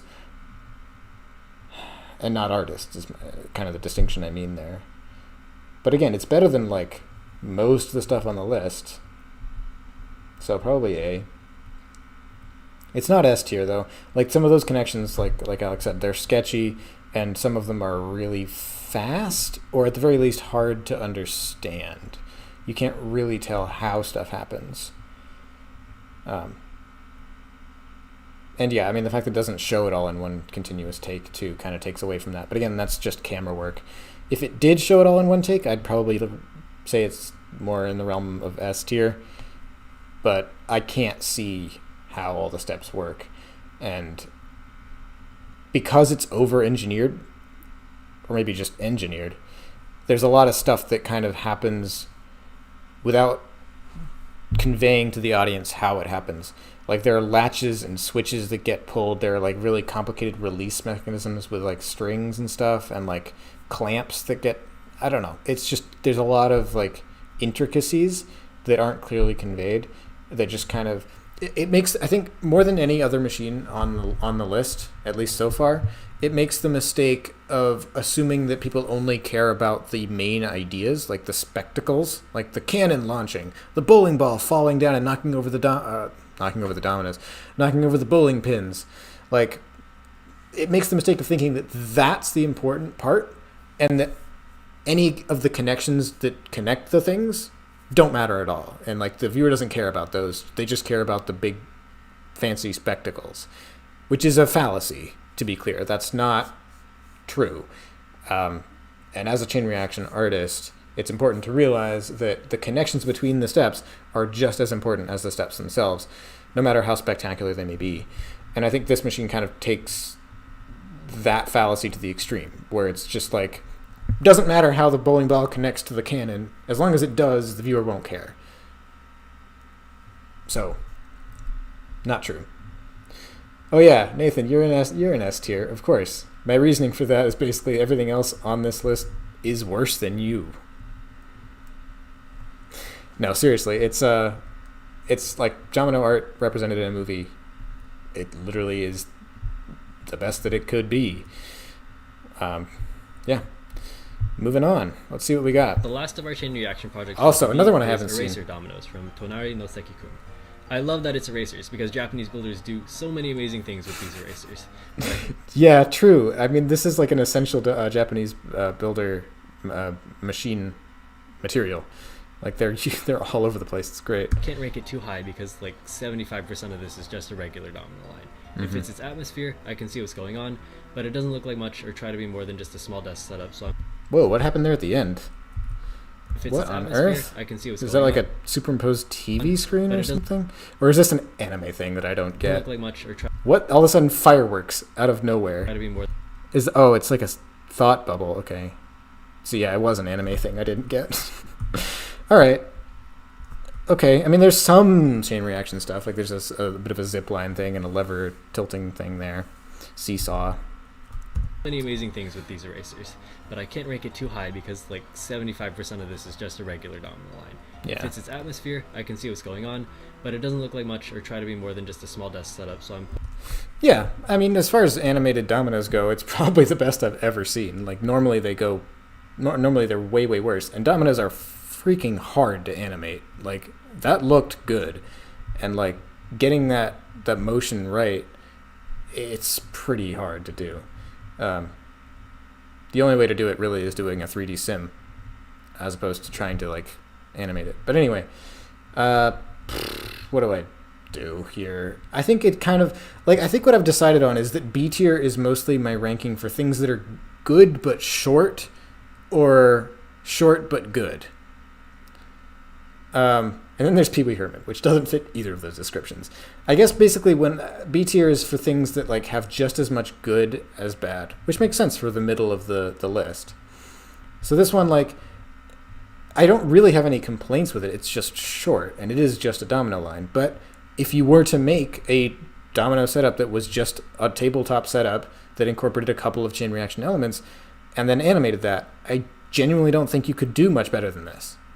Like, it's not bad, it's just that the idea, it's like the idea itself isn't bad, or no, the execution isn't bad, it's just the idea that's kind of boring, I guess. Like, it's, and that's not to say that the show or the execution of the idea within the narrative of the show is bad. Like, that's probably just, it works perfectly well within the narrative. I don't know, I haven't seen the show, but as a chain reaction setup or domino setup, it's just short, but I guess it's done as well as it could possibly be done.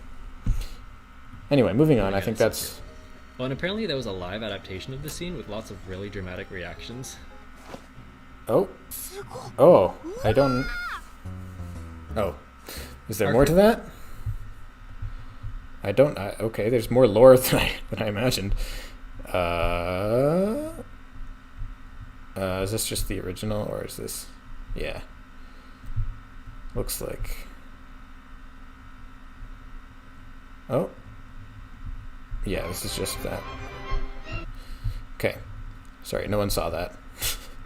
Honda Cog! Commercial is this iconic one by Honda called the Cog. This is probably one you've seen on quite a few other occasions. And I love it. Yes. It's so clean.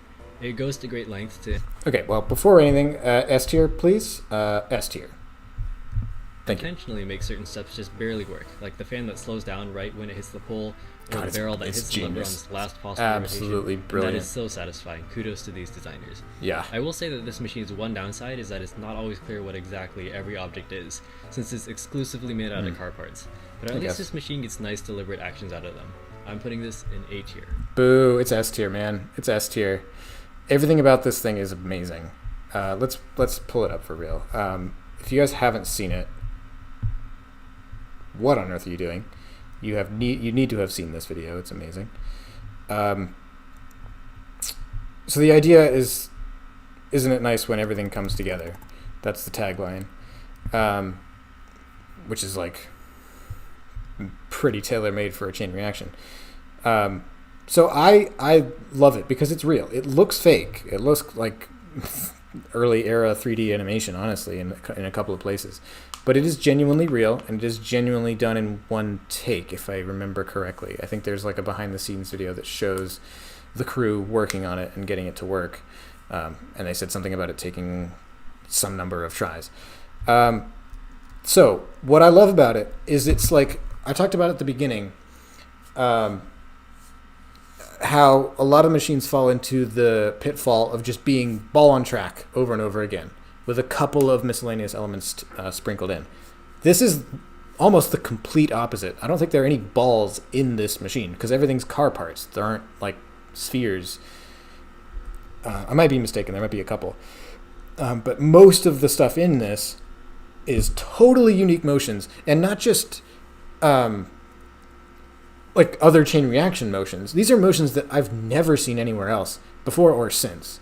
Like this thing where it's like a freely rotating like rotor on a zip line, and like choreographing that to just hit this thing and like knock over the can at just like, oh man, like that. Maybe they just got lucky on this particular take, but that, oh, there are balls here. I forgot about these. But yeah, I mean, that's amazing. And just, oh, everything's so clean. Everything's clear what's going on. Man, there's absolutely genius motions here. And I don't think it's on the list, but there's another commercial. Maybe I can play it. I'll have to find it first. This isn't on the list, so I'm not going to actually be ranking it. But I wanted to show it because it kind of ties into what I think Honda Cog excels at. Man, I got to find it.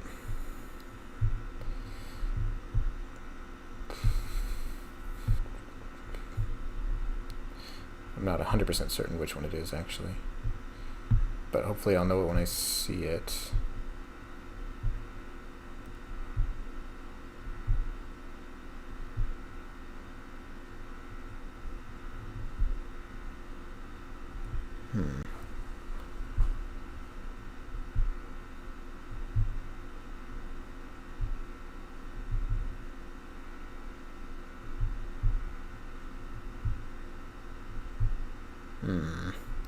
Not finding it. I know. Well, anyway, what I wanted to mention was that it does a really good job of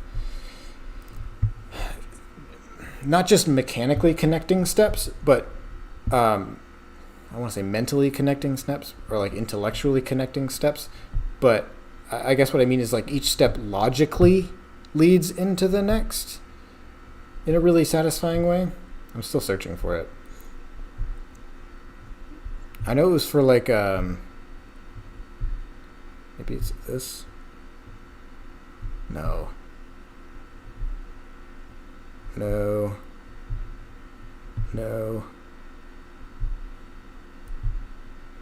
Man, it's not that. It's not that. This is all out of order. I have no idea why this is so weirdly ordered. It's not that.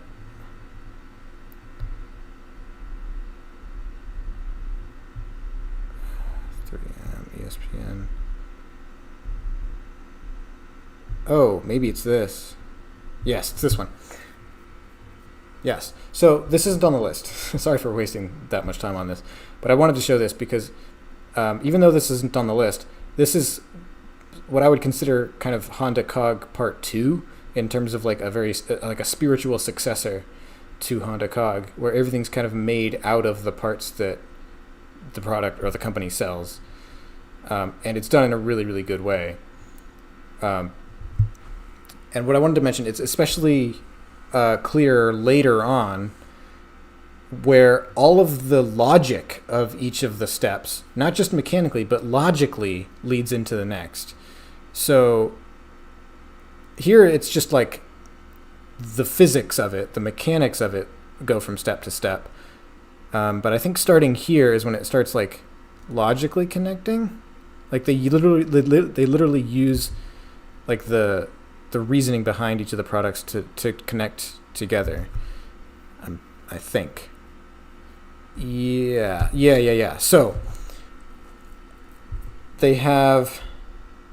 So here's the burglar, I guess, comes in, and they sell like I think security systems. So it detects a motion sensor, and then the motion sensor releases the smoke.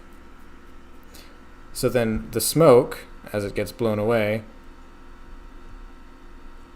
Maybe this isn't where it begins. Hang on.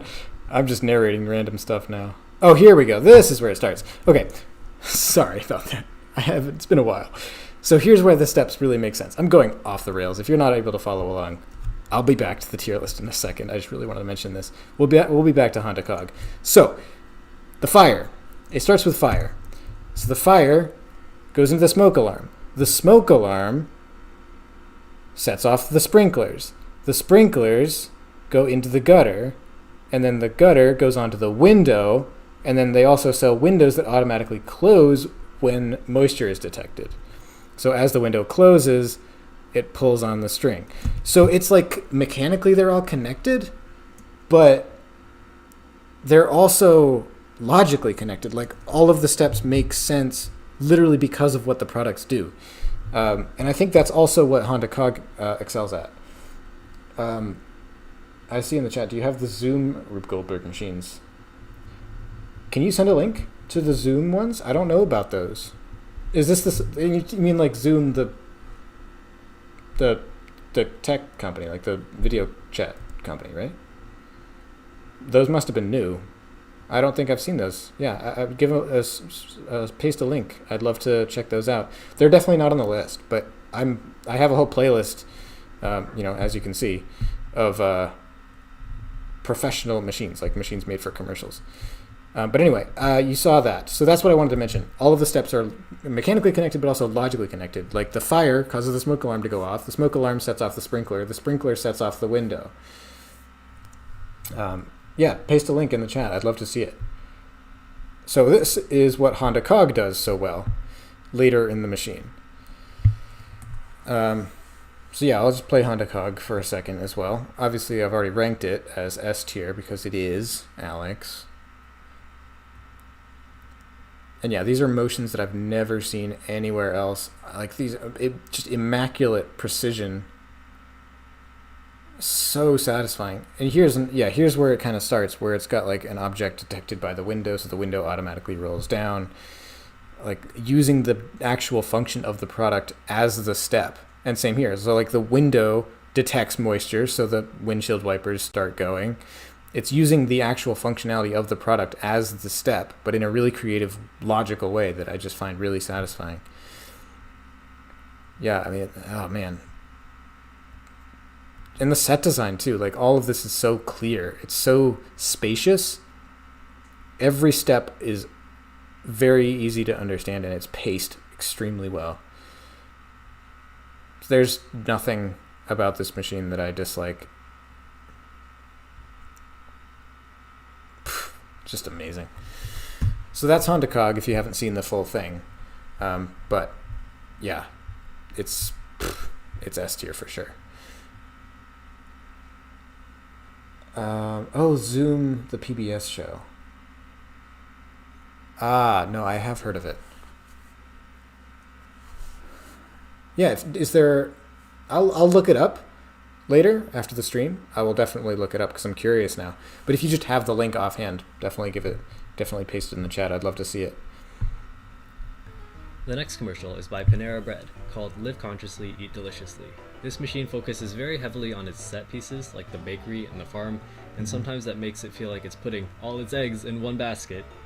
It's super cool to see all the steps that change this, but there are so many split-offs, so many things that happen off the main path, and that makes it hard to focus on the main movements as I'm watching. I'd give this machine more points for its atmosphere than its kineticism, and because of that, it's a B tier. I think that's fair. I think this is actually one of the first examples of a pretty decent chain reaction that has a good atmosphere and has a good theming that's outside of just the mechanics, right? So this is actually a prediction that I'm making about chain reaction art in general, like even stuff that you see within the community on YouTube, is that art and like kind of arts and crafts type stuff is going to really become prevalent. You're starting to see it a little bit where people make like color coded sections, or they'll put like paper to cover up certain things, like making sure things look aesthetically pleasing. And I've done it a little bit with like just like the like sign revealers and things. Like they're going to start looking. There's going to be much more arts and crafts in chain reaction art in general, I think. And I think this is kind of what you can do when you have a larger budget. Like, yeah, I mean, look at this stuff. This looks really good. It looks really well made. It's super cool to see. Yeah, I mean, there are problems with the chain reaction, like Alex said. But as a look, like just like the look of it aesthetically, it's like S tier. But that's not really what we're ranking. We're ranking based on the chain reaction, which isn't bad. Let's be real. It's really not. Let's actually watch the full thing, if there's a link. Yep. Oh, I mean, I'm pretty sure I have this in my YouTube playlist, so I don't know why this is a Vimeo link. Hopefully you can still see it. I mean, it's a little bit awkward on the screen, but I'd have to recrop how things are displayed in OBS, so let's just do this. I guess I should mute it. How do I mute it? There we go. Yeah. So the arrow keys work? Yes, at least the arrow keys work. Huh. I have seen this one a couple of times actually, but haven't really looked at it in much depth. So they are split offs, but they are actually triggered by the machine. It's not like external. They're not externally powered, or worse, powered by like electronics or something. They are powered by the ball rolling over stuff. It's just like literally the intricacies of the connections are a little harder to tell. There are probably like latches and metal things going on. Yeah, there's a lot of split offs. There's a lot of, but it's different than the Pee Wee Herman one in the sense that you can actually tell that the machine is doing all of it. You just don't know how. Whereas Pee Wee Herman, it's just like everything just seems powered by a motor somewhere, and it's just like it's not actually a linear sequence at all. Whereas here, at least it seems like even though there are a lot of split offs, it is actually the machine doing everything.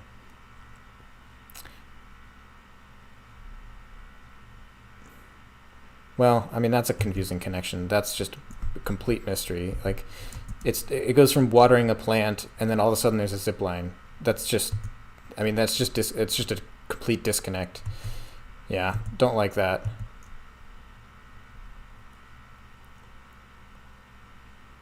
But yeah, I mean, look at the art. I mean, this is really good art direction, at least. Yeah, but then there's these connections that are just going by themselves, it looks like.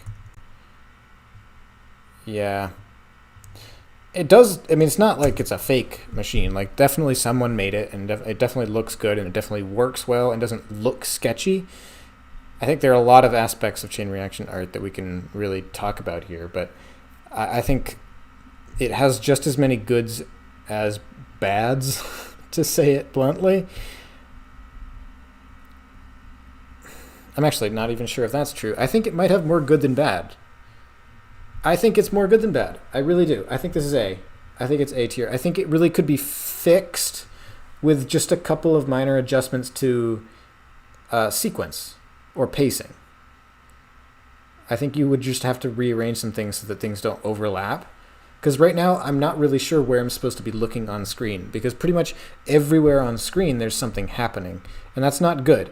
Because expert chain reaction artists will know how to direct the viewer's eye. And maybe that wasn't the point of this commercial. Maybe the point was just be overwhelming visually. But I think that's a bad thing. And I think that's a misguided goal. So maybe like whoever made this successfully fulfilled the briefing. You know, they fulfilled the brief. They did what they were asked, but it results in a bit of a visual sludge where it's just you don't know what you're supposed to be watching because everything, especially in this frame, like all over the place things are happening and it's just a lot to take in. But it's still A tier. I think it's definitely more good than bad. All right, moving on. Steps that change the set, but there are so many split offs, so many things that happen off the main path, and that makes it hard to focus on the main movements as I'm watching. I'd give this machine more points for its atmosphere than its kineticism, and because of that, it's a B tier. Here's one by 3M called 3M brand Rube Goldberg machine. I'm going to bring back some previous talking points for this one.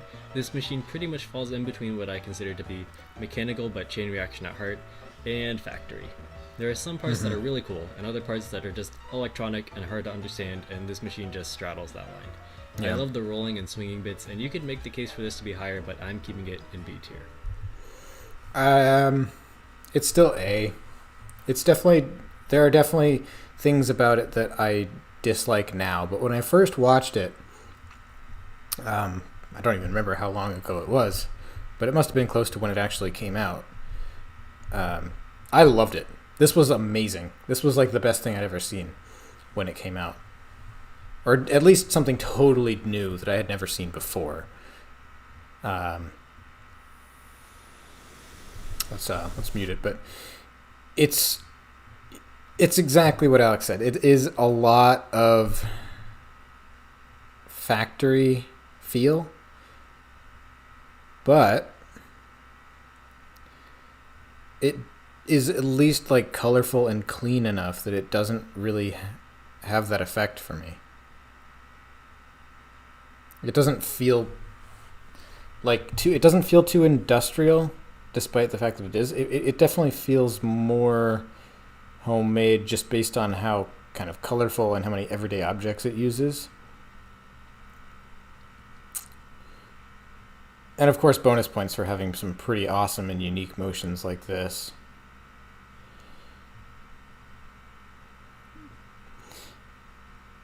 Yeah, man, I don't know. This is tough because I have a soft spot for this one. But at the same time, I recognize that, yeah, there are some issues that make it like not the best example of chain reaction art. But I think you'd be mistaken to put this anywhere lower than like A tier. It's seriously really good.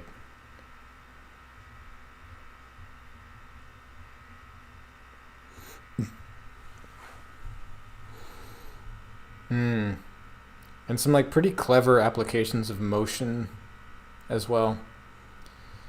So like this really goes into my whole philosophy of concept versus trick and how my whole style revolves around that.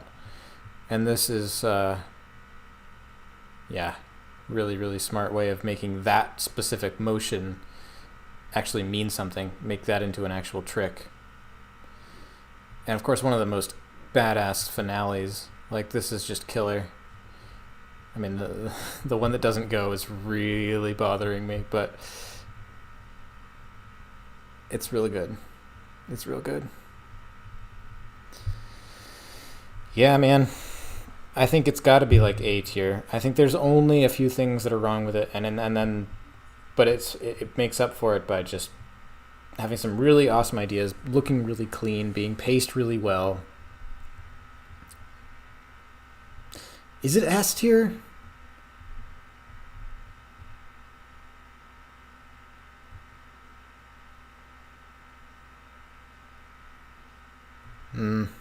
Maybe. We'll see how things shake out. I think it might be at the end of the day. I'm going to put it in S tier. I just really like it. Now we have a small commercial segment for Phineas and Ferb called Art Class. This machine has a couple really clear and distinct motions, but then just sort of tucks the rest of itself away behind them. And with the big motions just being things like rolling or flipping, this machine doesn't really try to be much originality-wise. I do think this is a charming machine, and it does what it needs to do, but it just doesn't do anything more than C tier for me. So that one's actually part of a sequence, or a series, I guess, of commercials for the same thing. Don't actually know what it's a commercial for. It's not really a commercial for the show itself. I think it's like some kind of online interactive tool thing that you can like print out and then like, I don't know. But there are other ones. There's one that takes place in a science lab. There's one that takes place in like a backyard, I want to say. Maybe I'm misremembering. But Art Class is only one of them. And if I remember correctly, it's not even the better or best of the bunch. But as far as it goes, yeah, it's really not that special. It's got a lot of the same problems that we've already kind of been over with other machines, where it's just there's the connections that are very confusing, and I think it kind of falls into the same Mythbusters vibe, where it's like it falls into the same Mythbusters vibe, where it's like the only thing that matters are the actual big moments, like paint splatter and like big tube roll, but doesn't focus too much on how the connections work. Like, I don't get exactly how that worked there. It just kind of is implied that there's a connection. And same with these paintings that swing down. Like, I can tell that there's some kind of latch system over here on the right side, but specifically how they work, yeah, it's not built so that the viewer can understand. It's meant to be. It's designed. You can clearly tell that it was built so that those steps are not the main focus. It's built so that you aren't meant to understand those. And like, not to say I've never done that. I've definitely built connections that are bad on purpose and like hidden and tucked away on purpose so that you don't look at them and you don't focus on them because you're meant to be looking at something else. But I think when those are actually the connections to the next step, you can't really do that. You can't play that card. You can only do that when they're like split off steps that you just kind of need to get the machine to move along and do what it's supposed to do. You can't tuck away the steps that literally connect main element to main element. I think that's a mistake.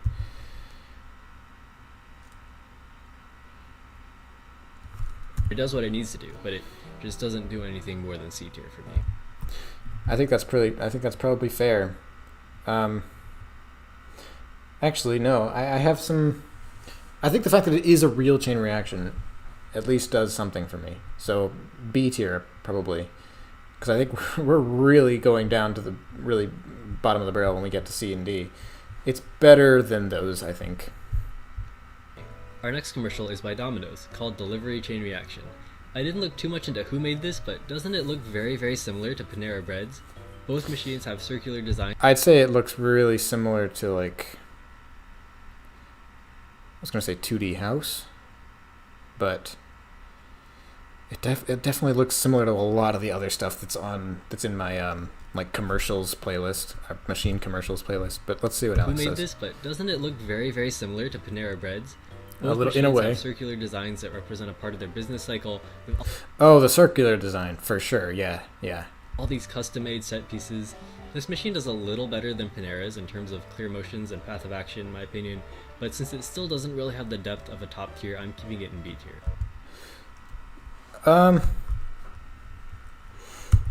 Maybe that's fair. Let's see. Let's watch the full thing again.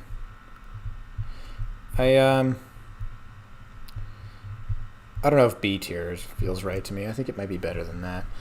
But I think the where it falls is just by the camera work, honestly. If it were one continuous take, I'd like it a lot more.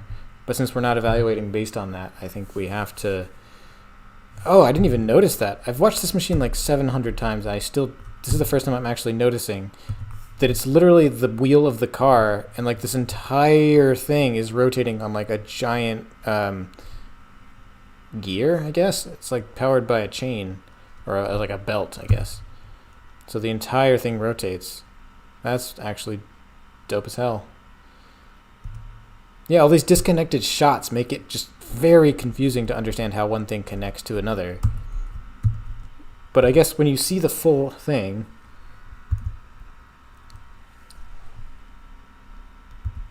yeah, what is going on there? How did that do that?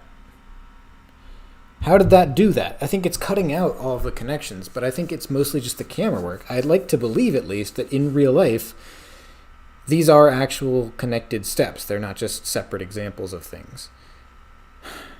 Which sucks, because like obviously I want to see those. But I have to judge based on what I see in the actual commercial here. Yeah. So, I don't think it's the machine that makes this mistake, but I think it's the edit that makes the mistake of assuming that all the audience cares about are the individual steps and not the connections between them. Like we were talking about with the Phineas and Ferb one and the Mythbusters one. It's a pretty common fallacy, and I think it's actually just the edit, not the actual machine, that falls victim to that.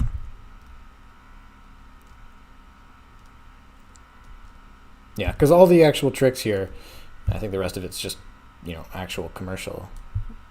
Yeah. Because I think the actual tricks here are good, and if they were connected and I saw them as they were connected, I'd like this machine a lot more. But yeah, I think... yeah. I don't think the actual motions are as interesting as the Panera one, so B tier for me. This next one is by Target, called Gadgets and Goldberg. On This first one's watch, good. I was thinking, wait, are commercials allowed to be this good? It's got launches and slides and things falling perfectly into place, and everything's just so easy to follow. It's even got a basket to stop a can from rolling around. You barely ever see that attention to detail in production style builds. A basket to stop a can from rolling around. You barely ever see that attention to detail in production style builds. This one's going straight to the top of the list at A tier, and I know I shouldn't have a favorite one among the commercials, but yeah, it's probably this one. Let's watch it. Because it really is, it's pretty good. And I remember finding this actually very late. Like, I remember thinking that I had found all of the chain reaction commercials that could be found, and there were no more. And then all of a sudden, I just stumbled across this one day, and it was like, uploaded December 20th, 2011, as you can see. And I'm just like, wait, where has this been hiding all of this time? This one's fantastic. Anyway, from the beginning. It's pretty long, too. Like, in terms of size, we haven't talked about that a lot, except for a couple that really fail because they're short. The actual length hasn't been much of a consideration for a lot of these. But for this one, I think it really has to be taken into consideration because it is actually very big. And these motions are so cool. Like, these are some very unique and creative motions that really take advantage of the actual usage of these things. So, like, it's using things for what they're meant to be used for in creative ways. And then, of course, it launches some cans across the room. So, not always. But this is just a really good usage of that trick. And a really creative way of transitioning out of it, too.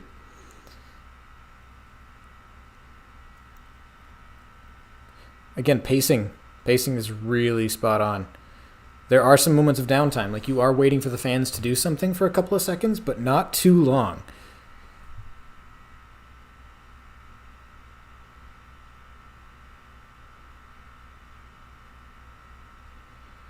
And there's some like ridiculous precision here at the end too, if I remember correctly. Yeah, all of this. I mean, they're launching like garments of clothing into this basket. Like, can you imagine if how do you make that precise? Ridiculous. And then all of a sudden my screen goes to 240p because of all the confetti. I mean, it's a great chain reaction, and the fact that it's all shown in one take puts it over the top for me. Also, hello, Blue Crabs. Thanks for showing up. Let's see. I think Alex put it in, A tier? I might have to agree, but Yeah, no, I think I put other things that I like just as much as this one in S tier. So I think S tier. I think they don't get better than this as far as chain reactions go. It's shown in one take. It has really creative motions. The pacing is basically perfect. The theming is done extremely well. It shows all of the connections, and it even has some really creative ones. And it's quite big. I think there's really not much you could say about it that's bad. It's it's really well done. It doesn't quite have the same kind of homemade feel. Like it still does feel a little bit manufactured and still has like some like precise like engineered parts. So I guess that would be the only thing that you would say is not great. But there are definitely multiple styles of chain reaction art, and there's a distinct difference between something like that and the 3M one, and then something like Pitakara Suichi, where it's really meant to have that homemade vibe to it and feel nice and cozy and sort of an everyday object feel. Whereas this is really meant to be larger and have bigger objects, and you kind of need more infrastructure and like big giant structures made out of precise materials to make that work. So I don't have a problem with it. It doesn't bother me. I think as long as everything else is totally fine, like you can and it looks good, then yeah, S tier. I don't feel bad about it. It's the best possible example of a chain reaction commercial, I think. It's like it's not the best of the best, but it's as good as they get. It's not the best one. I think you'd have to really argue that 3M maybe is, or Honda Cog is better, but it's as good as they get, basically. Now for one by Nestle called Good Care Machine. Oh lord, this one's no. I'm predicting it now. This is probably D tier, unless Alex decides that like there's some saving grace about it. Like all these commercials, this one is good with its atmosphere and product placement, but this one has so much stuff happening simultaneously, which is especially hard to watch when some of the steps turn electronic like this train, and you don't know which steps are actually part of the machine or not. I get that as part of the message that the machine represents a human body, and bodies always have multiple functions, but then it really takes away the watchability. This machine is a B tier. B? Oh, whoa. Okay, it's higher than I thought it would be. I mean, actually, now that I'm rewatching it, it's probably not D. Let's see.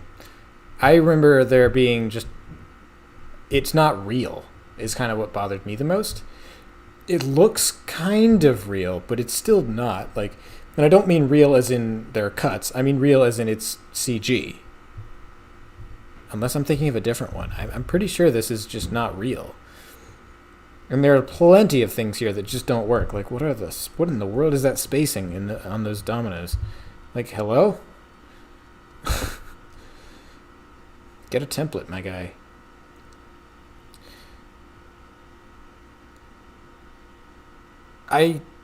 Is this real? I don't think... No, right?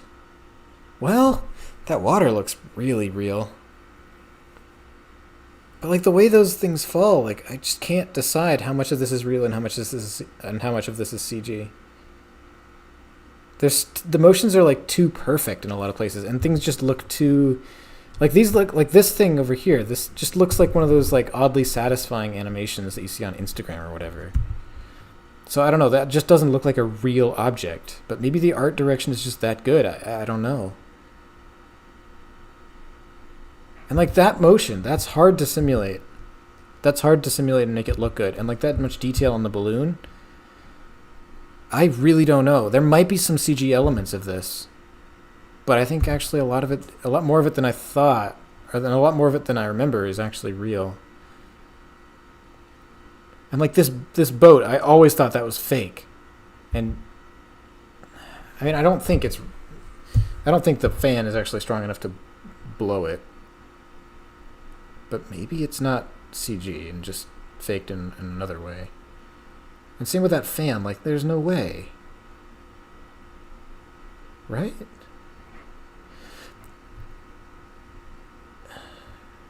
Is this all real? I can't tell. Because the art style is very, very much like pastel, very polished. But like sometimes the motion and the elements look really believable, and other times they look really fake.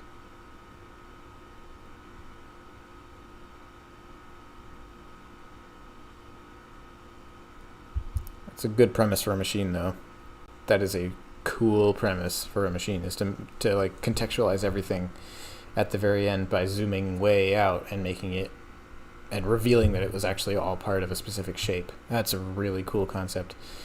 It's not as bad as I remember it being, but it's not B tier.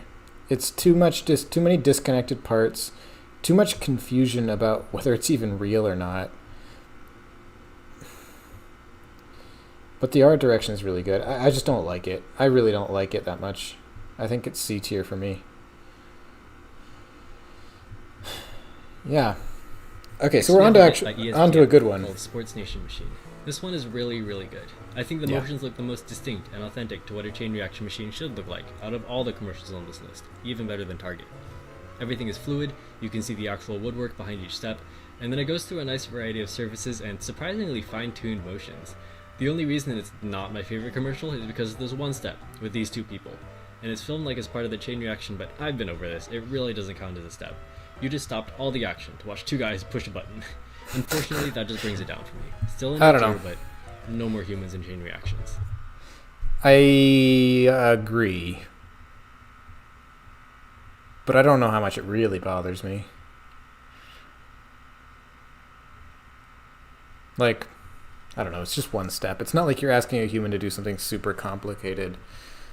It's just pushing a button. Like, I feel like that's probably okay. I mean, I still stand by Alex's statement that, like, don't put humans in machines. Don't make human connections in your machines, because I think it takes away from the actual whole point of the art form.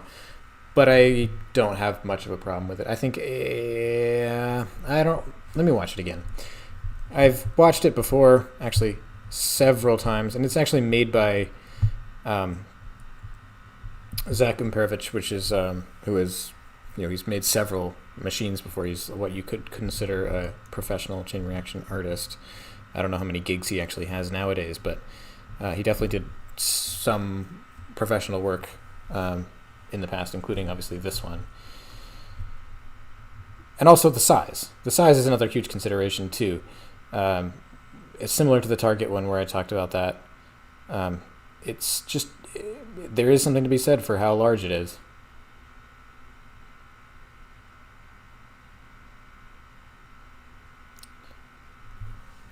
It does fall into the same pitfall that we talked about before, where all the connections are kind of overlooked and it's just about the main tricks. In a couple of places, it definitely has that kind of feel to it. Like that, I don't know how that led to the tire rolling. I don't know how this leads to that. It's just like a string pull. And then some messy connections there. Some really sudden connections there.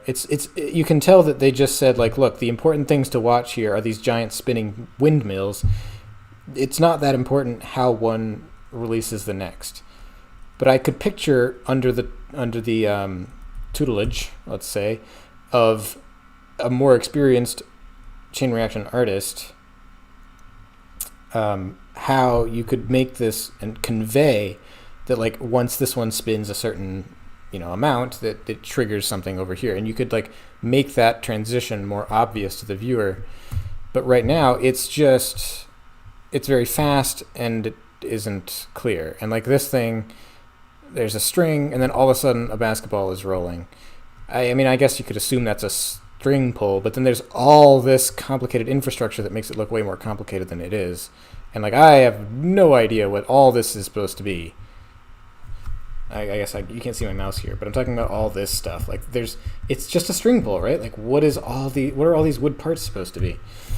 And that's just one example. There's a lot of stuff like this where it's kind of not clear what all the mechanisms actually do. Classic Zach Imperovich trampoline bounce, bowling ball trampolines. Yeah.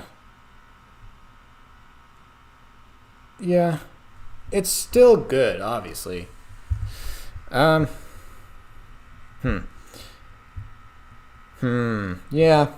I don't know. I don't love it as much as 3M or Target for sure. So probably A tier. I think that's fair. All right, moving on. Moving on to one by Pokemon called 25 Years of Memories. Yeah. At times this one does put more work into the set pieces than the chain reaction, and that's not to say immersion is a bad thing, but the backdrops shouldn't overshadow the art. It still shines through with its chain reaction at times and demonstrates many fundamental motions well, like auto tilts and ball lifts, even if they're done a little more mechanically. This could just be one of those instances where the builders know their stuff, but it just comes down to the decisions of the other designers and people on production. This one almost falls to B tier, but because of the size of the machine and how well it keeps its atmosphere, I'll put it in A tier. Yeah, I remember being kind of underwhelmed by this when it first came out. I love the art. And I know that it was made by I think Ben Tardif and Steve and Mark and Chris. Yeah, Steve, Mark, Chris, and Ben. Let's watch it again. Let's watch it, the full thing. Because I don't love it. And that kind of feels bad to say, because obviously I really like, all the people involved. But I think it's more about the art than the actual chain reaction. And I'm really just I'm struggling with whether I care. I mean, obviously I care, but I'm trying to decide whether that really is a good means for sort of disqualifying it. Also, I just realized that is definitely a Bing Bang Bounce launcher that is like that thing is in disguise. Wow. Look at that. That's definitely a Bing Bang Bounce launcher in disguise. That's kind of awesome. And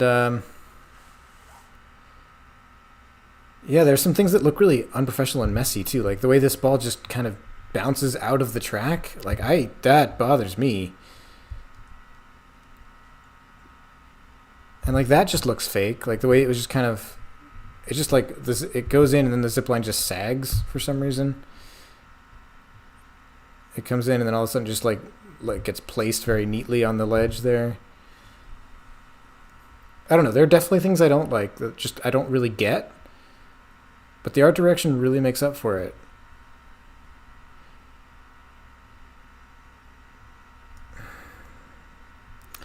This one's probably the hardest one so far to rank, I mean. Because, like, obviously it's so good. Like, it looks amazing. And it's still a good chain reaction.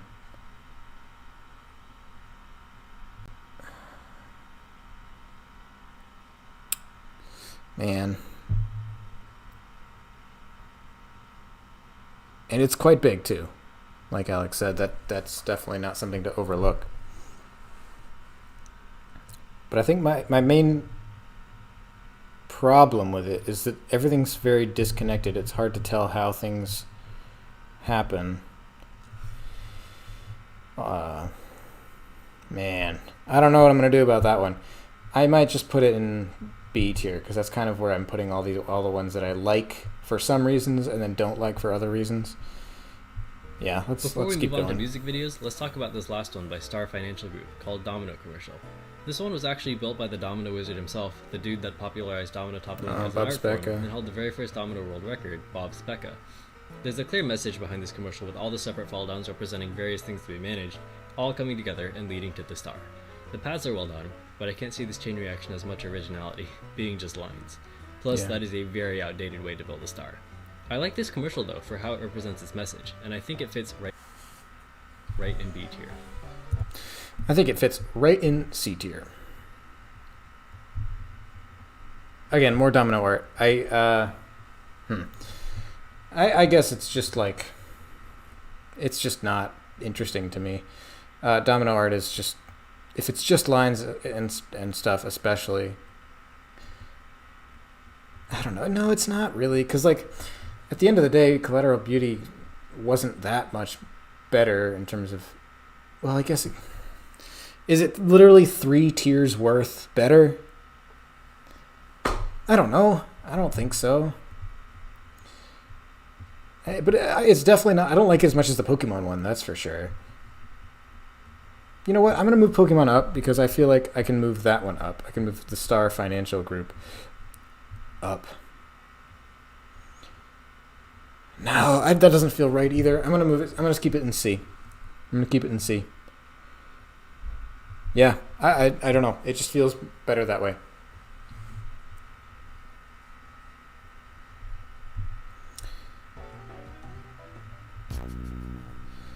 Yeah, There are okay, only four so music videos on the first version of this tier list. The first one to talk about is This Too Shall Pass by OK Go. next.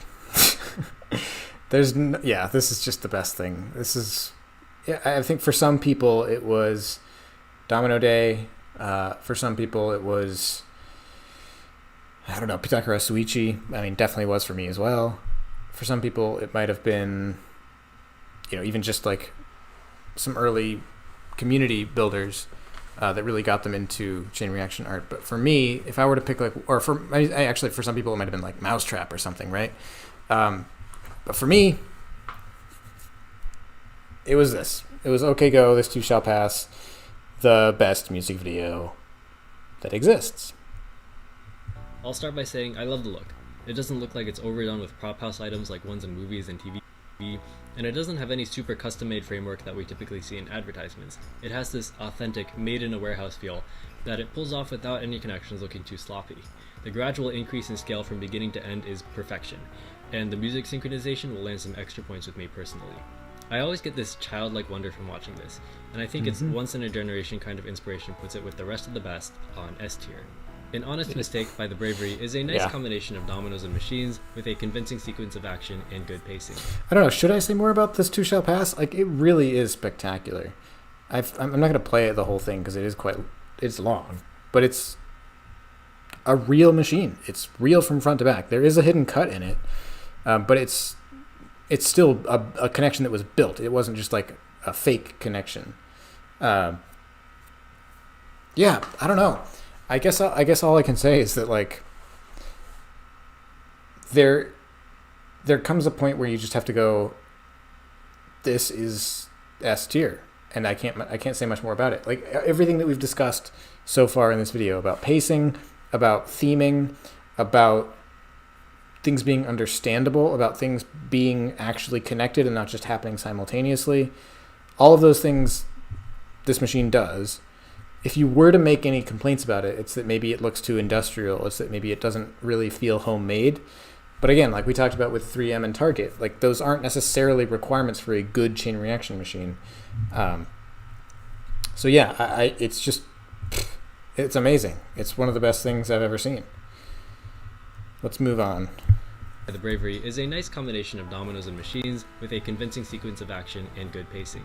I like when the chain reaction is actually incorporated into the song rather than just being a flashy barrage of clips while the music is playing. I think both music videos so far have done a great job of that. There's nothing really memorable about the style of this chain reaction, but it still stays true to watchability and originality with quite a lot of size and variety to go with it. I'm comfortable putting it in A tier. Next we have Russian Roulette. This one I don't remember, I'll be honest. I do not remember this video. Let's watch it. I just got finished saying that I'm not going to play This Too Shall Pass because it's too long, but I'm going to have to play this one because I genuinely do not remember it. What do I do, man? What do I do with this one? Because it's really just subjective at this point, where I just go, it might be fine objectively. Yeah, it cuts back and forth too frequently for me to tell what's even happening. Correct.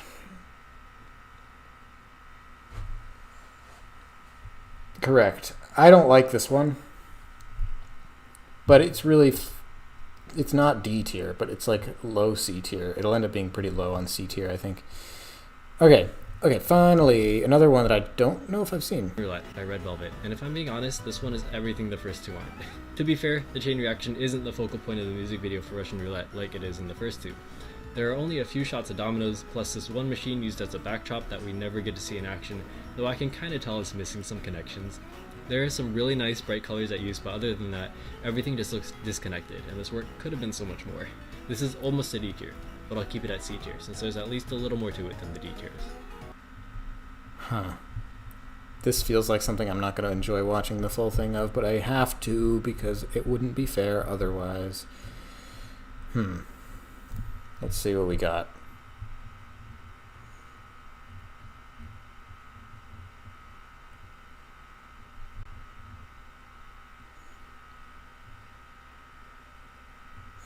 Yeah, the way things go is on here. It's under the German title, which is so it's this one right here, which I put in C tier because of its just atrocious pacing. Okay, so this is. It looks like it's mostly not a chain reaction music video, and it's just like got some chain reaction parts to it. This looks, yeah, I was gonna say this looks relatively new. 2016. Okay, I'm gonna assume that Alex chopped out all of the actual chain reaction parts, so I'm not gonna watch the full thing. I'm just gonna go back and rewatch this. Nice bright colors. Yeah. Yeah, so that must be what he's talking about by there being a machine in the background that doesn't actually do anything, or you don't actually see it.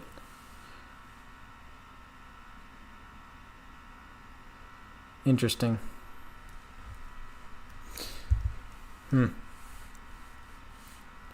Yeah. It's hard to know because it's not really a chain reaction, I guess, if they don't show it. Yeah, I'm gonna have to go with what Alex says here and put it in Disconnected, and this work C could tier. have been so much more. This is almost a D tier, but I'll keep it at C tier since there's at least a little more to it than the D tiers.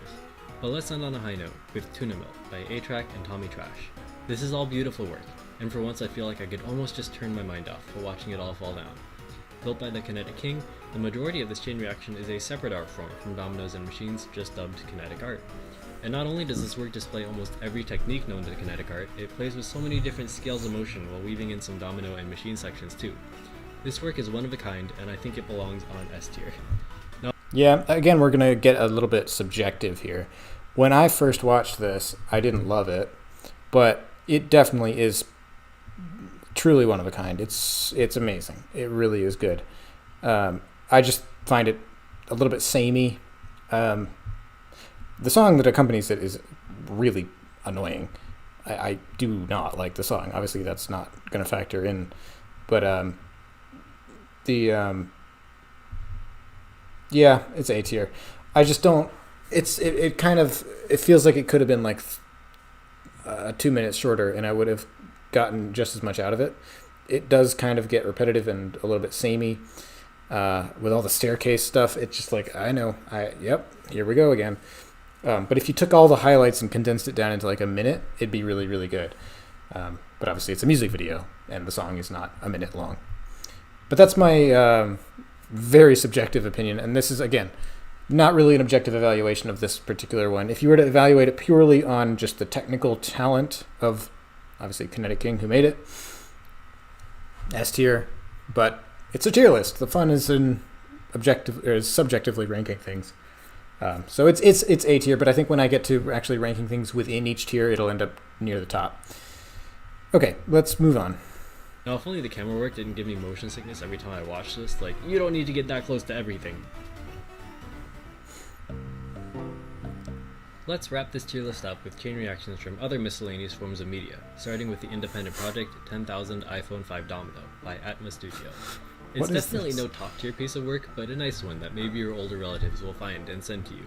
There's not much to its design, as it's just lines of iPhones, and most of the split-offs and flourishes have no purpose or pattern, but I do like the video sync at the end, which gives this chain reaction a reason for using phones instead of regular dominoes. So that's just fake, though. I mean, I'm sure it is. Like, there's no way that's real. You could never get them to fall and then line up pixel perfect like that, and also get the timing and the synchronization that perfect. I mean, maybe, but I doubt it. I think that's just got to be CG. Which I guess doesn't really take away anything from the actual domino art part of it. But again, we're talking about a domino art thing here, and I'm again kind of running up against a wall where I don't really know how to evaluate dominoes, because like you're gonna have to really blow me away to get like an S tier domino art, and like this is just lines. I don't know, man. It's just lines. I don't think it's that good. But is it like is it like the bottom of the bottom, or is it just like the best that you could do with making iPhone or making dominoes out of iPhones? Like that's kind of what I'm up against, right? Is like the brief for this was to make a commercial, ostensibly, out of Domino's, using iPhones. And like, this might just be the best you could do. Like, I don't think you could really do more than this. I don't know, maybe you could. But to me, it's just not impressive. I don't like it that much. It's just a D tier. It's like just boring. Who cares? Am I getting more cynical as this goes on? This I don't next one's think. pretty I well hope known. not. It's the board game Mousetrap by Hasbro. This is my footage of a version I own. I'll give this one credit for being a chain reaction that was designed to be built at home by anybody, and is automatically understood by anyone who plays the game, so this one won't rank too low. There is one issue though. It almost never works all the way through. Like, imagine you're in a position to manufacture whatever pieces and actions you want, and you have low barriers on the stairs, a vibration trigger for the cage, and a marble rolling horizontally into this rod to push the rod up.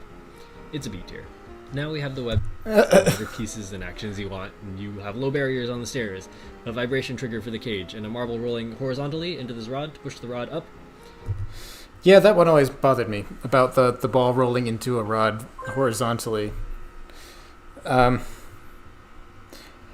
Strangely enough, I never had Mousetrap as a kid, and I never really developed this kind of emotional attachment to it, or like a nostalgic attachment to it.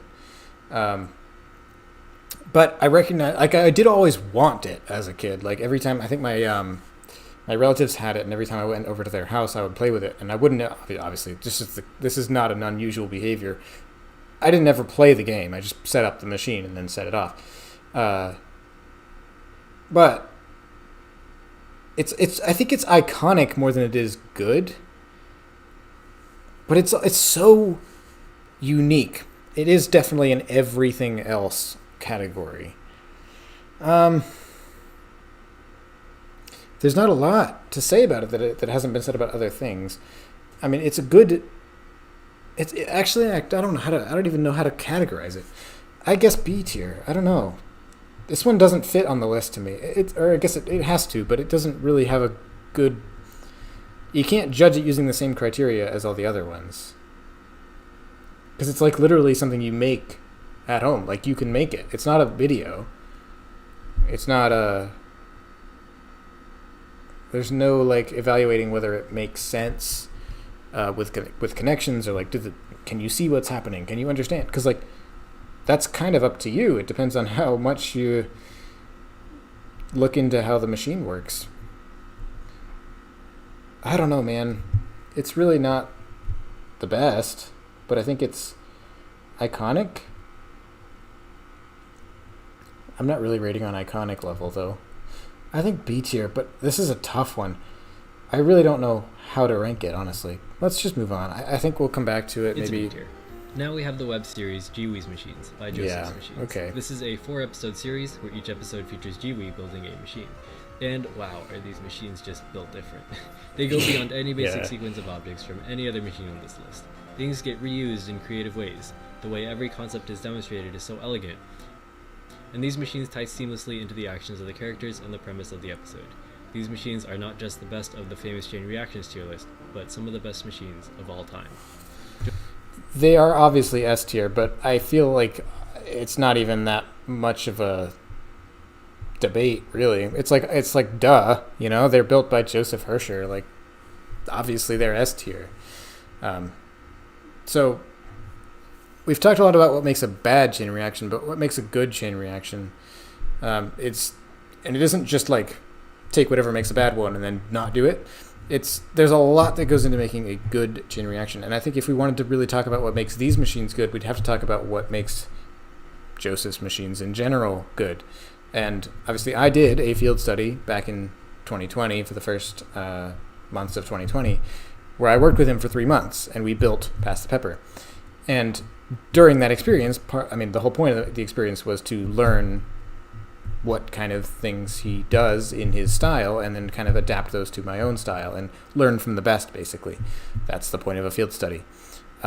So aside from the basics, like the technical things that he does really well, the things that I learned from him that I don't really see anybody else specializing in are specifically pacing and planning out how the viewer is going to experience the art, in this case chain reactions.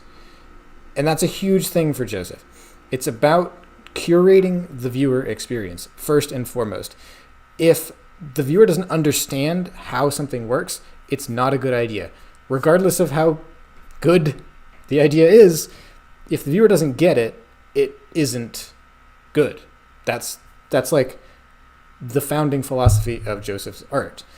So going into that more, what really matters the most is, like I said, pacing. So if something goes too fast, is there a way to slow it down, or is there a way to repeat it? If something goes too slowly, is there a way to speed it up, or to somehow in another way build that tension so that you don't feel like you're waiting for something? It feels like you are in suspense. You don't feel bored. You feel you don't feel bored. You just feel like you're in a suspension of you're waiting for something, but you don't feel bored. Is I guess the point. And then there's a way of directing the viewer's eye, making sure that they understand how everything is connected by tailoring how the connections work so that you are ensuring that the viewer is looking in the right places at the right time.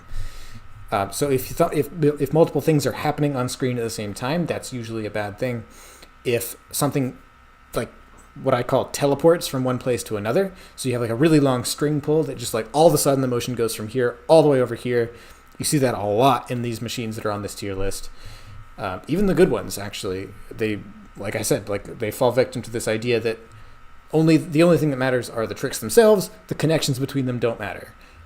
And again, that's a pitfall. And I think Joseph does a really good job of ensuring that he does not fall into that pitfall. And if you go back and look at a lot of his work, even including the machines in Gee-Wee's Machines, the TV series, or I guess web series, you will see that these tenets of his philosophy are well on display.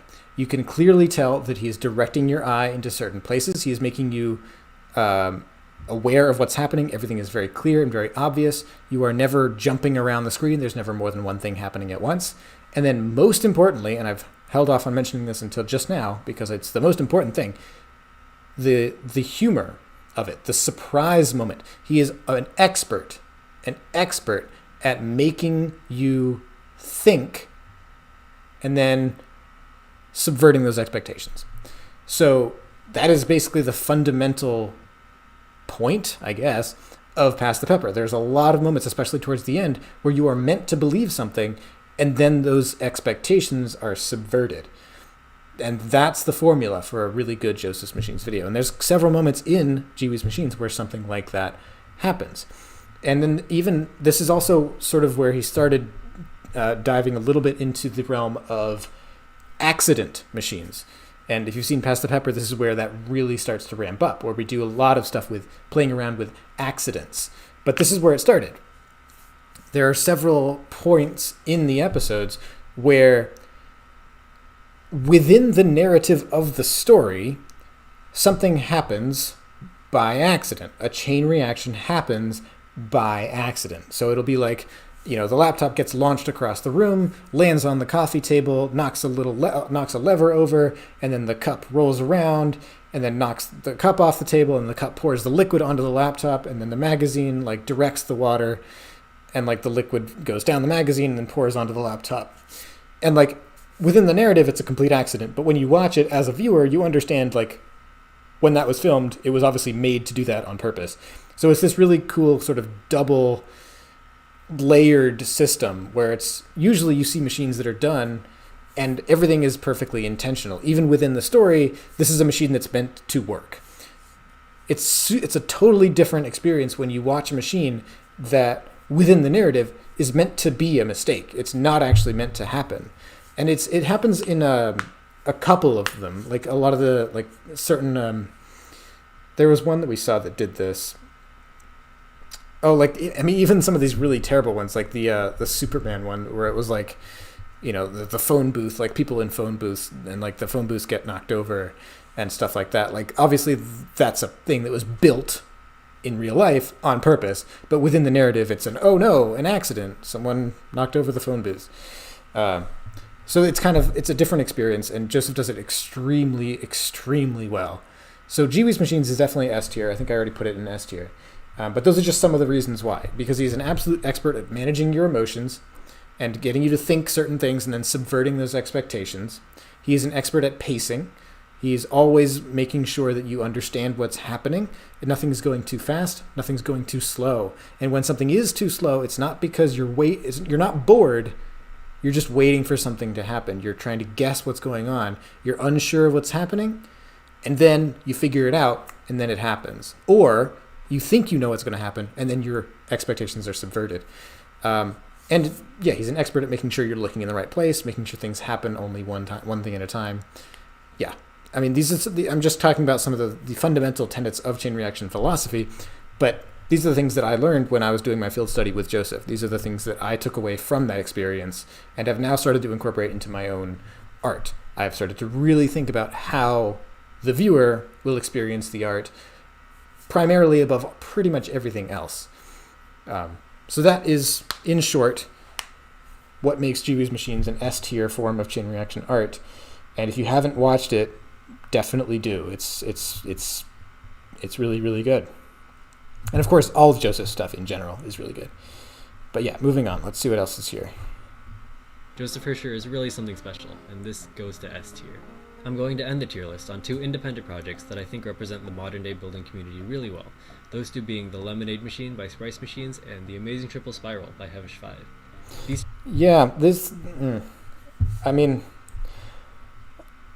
They're obviously S tier, like they have to be.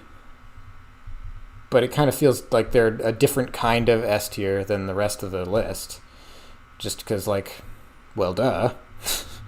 They're made by people who really know what they're doing, who have specialized in chain reaction art or domino art for many, many years. It's the peak of the art form. I think Triple Spiral is one of the most iconic domino videos out there. Lemonade Machine is well on its way to becoming one of the most iconic chain reaction videos out there, and both are extremely groundbreaking. I mean, obviously Triple Spiral went extremely viral, and then chain reaction machine, the Lemonade Machine, it really brought back those old school house-wide machines that I watched plenty of when I was first starting out, and were extremely influential for me. And sort of seeing that make a return in the form of a current build, really influential. And the fact that it was like a team build, it really felt cohesive, really felt new and fresh, and definitely a landmark chain reaction video. I did a review of the Lemonade Machine for one of the our top chain reaction videos of what year even was that? 2018. So in Twig and Cabaret's countdown list of the best chain reaction videos. Again, I'm not positive which year it was, but I think it was number 1, and I did the review of it. So you can hear my full thoughts on that by going there. But it really is just a groundbreaking video. They're both S tier, but let's see what Alex has to say. These 2 projects really show how far Machine by Sprice Machines and the Amazing Triple Spiral by Hevish 5. These 2 projects really show how far chain reaction art has still managed to go since Pythagoras Soichi and Domino Day. They rival large production type projects. I mean, Pythagoras Soichi is still more. I still like Pythagoras Soichi more than Lemonade Machine, but point taken. That still thrive in personal build spaces, and I think Domino Day. They rival large production type projects that still thrive in personal build spaces, and I think this style is exactly what every builder needs to see if they too want to be encouraged to build these things in their own spaces at home. There's still an emphasis on being able to present your ideas just as well as you conceptualize them, and that's what makes these projects so well-rounded. And so, our tier list ends on another double S tier. So, that's the tier list. Thank you for watching till the end. Chain reactions in media are a welcome experience, no matter where they rank. There are things I love about each one no matter where it ended up, and we definitely shouldn't be looking at the lesser ones as bad, just because they were in a lower tier. Looking at the tier list in its completion, the S tiers are definitely the boundary pushers, being majorly influential and a one-of-a-kind inspiration for future generations of builders. But the A and B tiers still set a good standard for what general chain reactions in media should look like, and show all essential chain reaction logic in an understandable way. While the C tiers can sometimes be messy, simplistic, or lacking in idea variety, it's honestly only the D tiers that don't bring anything to the table in my opinion, being borderline not chain reactions at all. Still, it's always so nice to see productions paying tribute to chain reactions and expressing themselves through a build. Actually, let's stop there for a sec. So that's basically how Alex decided to rank them. S tiers are the boundary pushers. A and B are like really good, and they definitely show how chain reactions and dominoes should be represented in media. C tier are like, you almost had it. There's definitely something here, but maybe not that much. Maybe not that great. And then D tier are like ones that don't add anything to the art form. Let's see if that really lines up with what I did. S tier are the boundary pushers. I mean, maybe not the iCarly one. I just really like it. And actually, maybe not even Collateral Beauty. But I guess if you were looking at it from the lens of someone who had never seen domino art before, it would seem like a boundary pusher. Because it's like, that's the first time that real, quote-unquote, domino art has appeared in a movie before. So I guess that does count as boundary pushing in that way. iCarly is really the only one that seems like a misfit here, but I just like it that much. Actually, maybe it should. It doesn't really. Let's move it down to A, but it's going to be top of A probably. So A and B are pretty good. Let's see. Actually, what did Alex say about A and B? A one-of-a-kind inspiration for future generations of builders. But the A and B tiers still set a good standard for what general chain reactions in media should look like. Yeah, they set a good standard for what they should look like. Sure. Yeah. Anything that doesn't feel like that. Pee Wee Herman, maybe?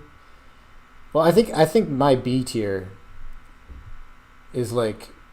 There's actually a pretty large gap between A and B for me.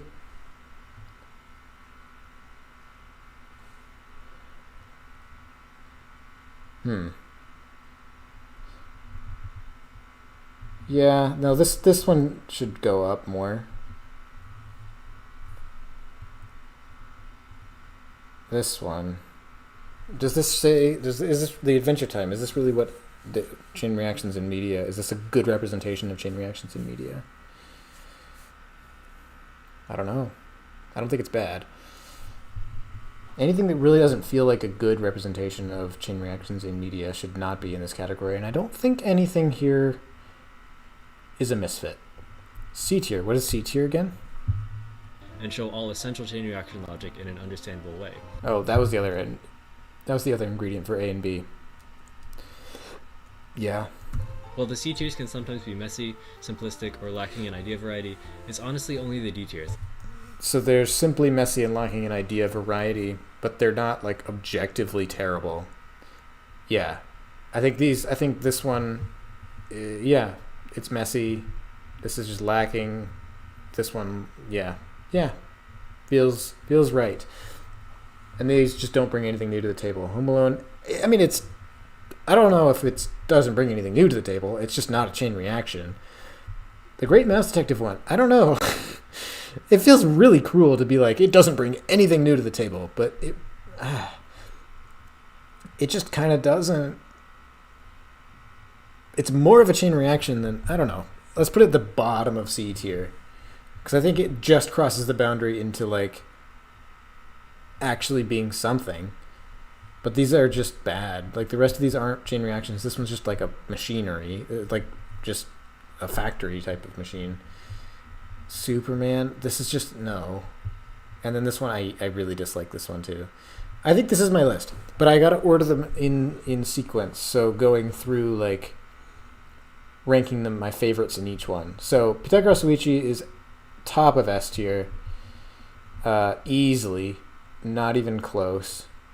Then This Too Shall Pass. No, yeah, This Too Shall Pass probably. Just these are more going to be subjective. These are going to be just like what I like, and not just. I'm not going to really think about it too much. I'm just going to rank it based on that. Then, which do I like more, Jiwi's Machines or Lemonade Machine? Or Honda Cog? I don't know. If I were to recommend someone watch something with chain reactions in it, I'd say Jiwi's Machines first. And then I'd say Honda Cog. I mean, Honda Cog's got to be up there. Then Lemonade, maybe? Okay, let's do the bottom of S tier first. So, Collateral Beauty, it's just domino art, but it's done as good as it could be done, but it is just domino art. It's not boundary pushing domino art. 3M. Spy School. Oh, Spy School is probably at the bottom too. It's pretty good, but is it even S tier? I don't know. I think it's iconic and it's good. I think it's got to be S tier. Well, let's put it here. Triple Spiral. Yeah, this feels right. But these two, I think Lemonade Machine has to be above these. So, come on. Here we go. And then 3M is above Target. And then Target maybe behind these.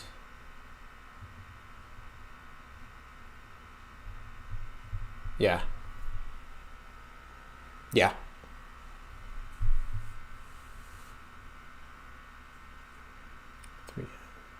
Triple Spiral. Sure. Yeah. Okay. iCarly at the top. That feels right. At the bottom, V for Vendetta, probably? Sure. Yeah. Second at the top would be Tuna Melt, probably. Now You See Me 2 might be... Oh, Domino Day. I mean, let's be real. What do I like more? Do I like the Pokemon video more than Domino Day? I don't know. Do I like the ESPN machine more than Domino Day? I don't know. Do I like Tuna Melt more than Domino Day? Yeah? Maybe. Yeah? No? No. Tom and Jerry, where's that? That's going to be right in the middle somewhere. Let's do the bottom and the top. Those are easier to figure out. ESPN machine, Panera Bread, Mythbusters. These are tough to sort. Malcolm in the Middle just strikes me as maybe not even A tier, honestly, now. I think this one's probably more like B. It doesn't fit in with the rest. Let's move it down. The Goonies? No, okay, let's see. Pokemon's probably right up there. I mean, I do like... I think Tom and Jerry needs to be recognized for its craft first. Like, just the fact that it's a good animated machine. It's the best animated machine. Let's give it some love. Mythbusters can go... I mean, I forget about it. It's a very forgettable machine, honestly. ESPN one, also pretty forgettable. But the Panera Bread one, despite being confusing in places, it's pretty good. Let's put it up there. Then let's do Pokemon. I think Pokemon has to have... I do like the Pokemon one more than, like, the Goonies, though. They're tough to compare. Just they're totally different. Now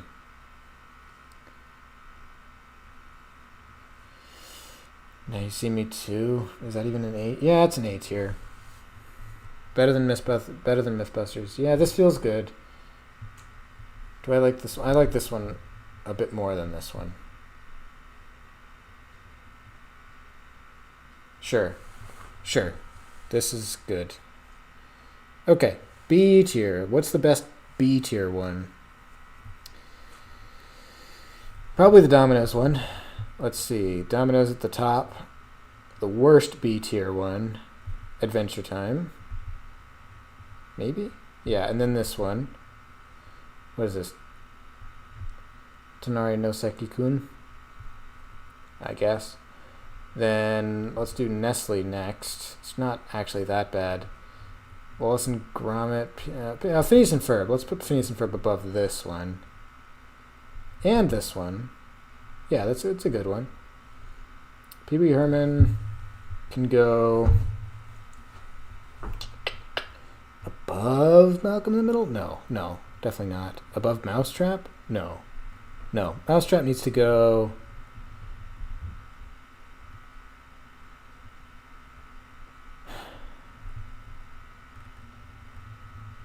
here.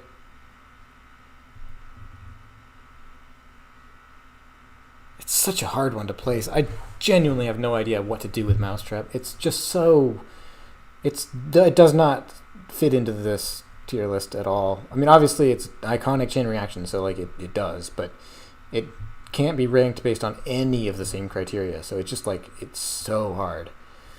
But okay, this feels right. Actually, this does feel right. Everything here feels right. Yeah. Well. Yeah. Well. Yeah. Okay. Yes. So the worst one here is this one. I think that's fair. Actually, this one probably. Actually, this is just D tier. I don't know why I have that in C. I don't agree with Alex that it really has something to it. I think it doesn't bring anything new to the table. I think that's fair to say. Double brick dominoes. I think that's got to be like right here. Honest mistake got to be at the top. I mean, I don't like it, but I recognize that there's something to it. Chitty Chitty Bang Bang, again, got to be close behind. Back to the Future Part 3 is really short. Yeah. It's not as good as this one. Actually, let's do this. I think this feels more right to me. Actually, I don't even... This feels right to me. Whoop. Adventure Time at the front. Actually, yeah, the Adventure Time one, I really don't know. It feels like it's out of place in B, honestly. And moving Chitty Chitty Bang Bang up to B, but at the bottom of B, feels kind of right to me. But it's still better than this. That feels more right. This feels better to me. And then Adventure Time one? Ooh, that's gotta be... Okay. Then... No. Maybe here? No. It's... No. Well, this one's not even sorted right now. Let's show some love to The Way Things Go. Put that here. Let's show some love to the Star Financial Group. Put that here. Let's see. Robots. No, Robots is better. Adventure Time is just... That one seems to have slipped quite a bit, the Adventure Time one, actually. Then Hotel for Dogs. This one, I don't know what to make of it. There are some that just really don't feel like I have any clue what to do with. This one is one of those. Hotel for Dogs. No. This is going to go above Adventure Time. Yeah. And above this. And this. Yeah. Okay. And then in the bottom, what's the absolute worst? Home Alone? Definitely. Then... Oh no, Superman maybe. No.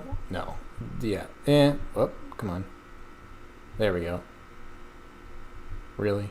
Trying to put it in the middle. There we go. Yeah.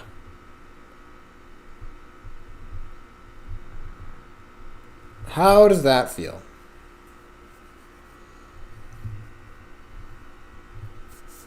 How do I feel about this?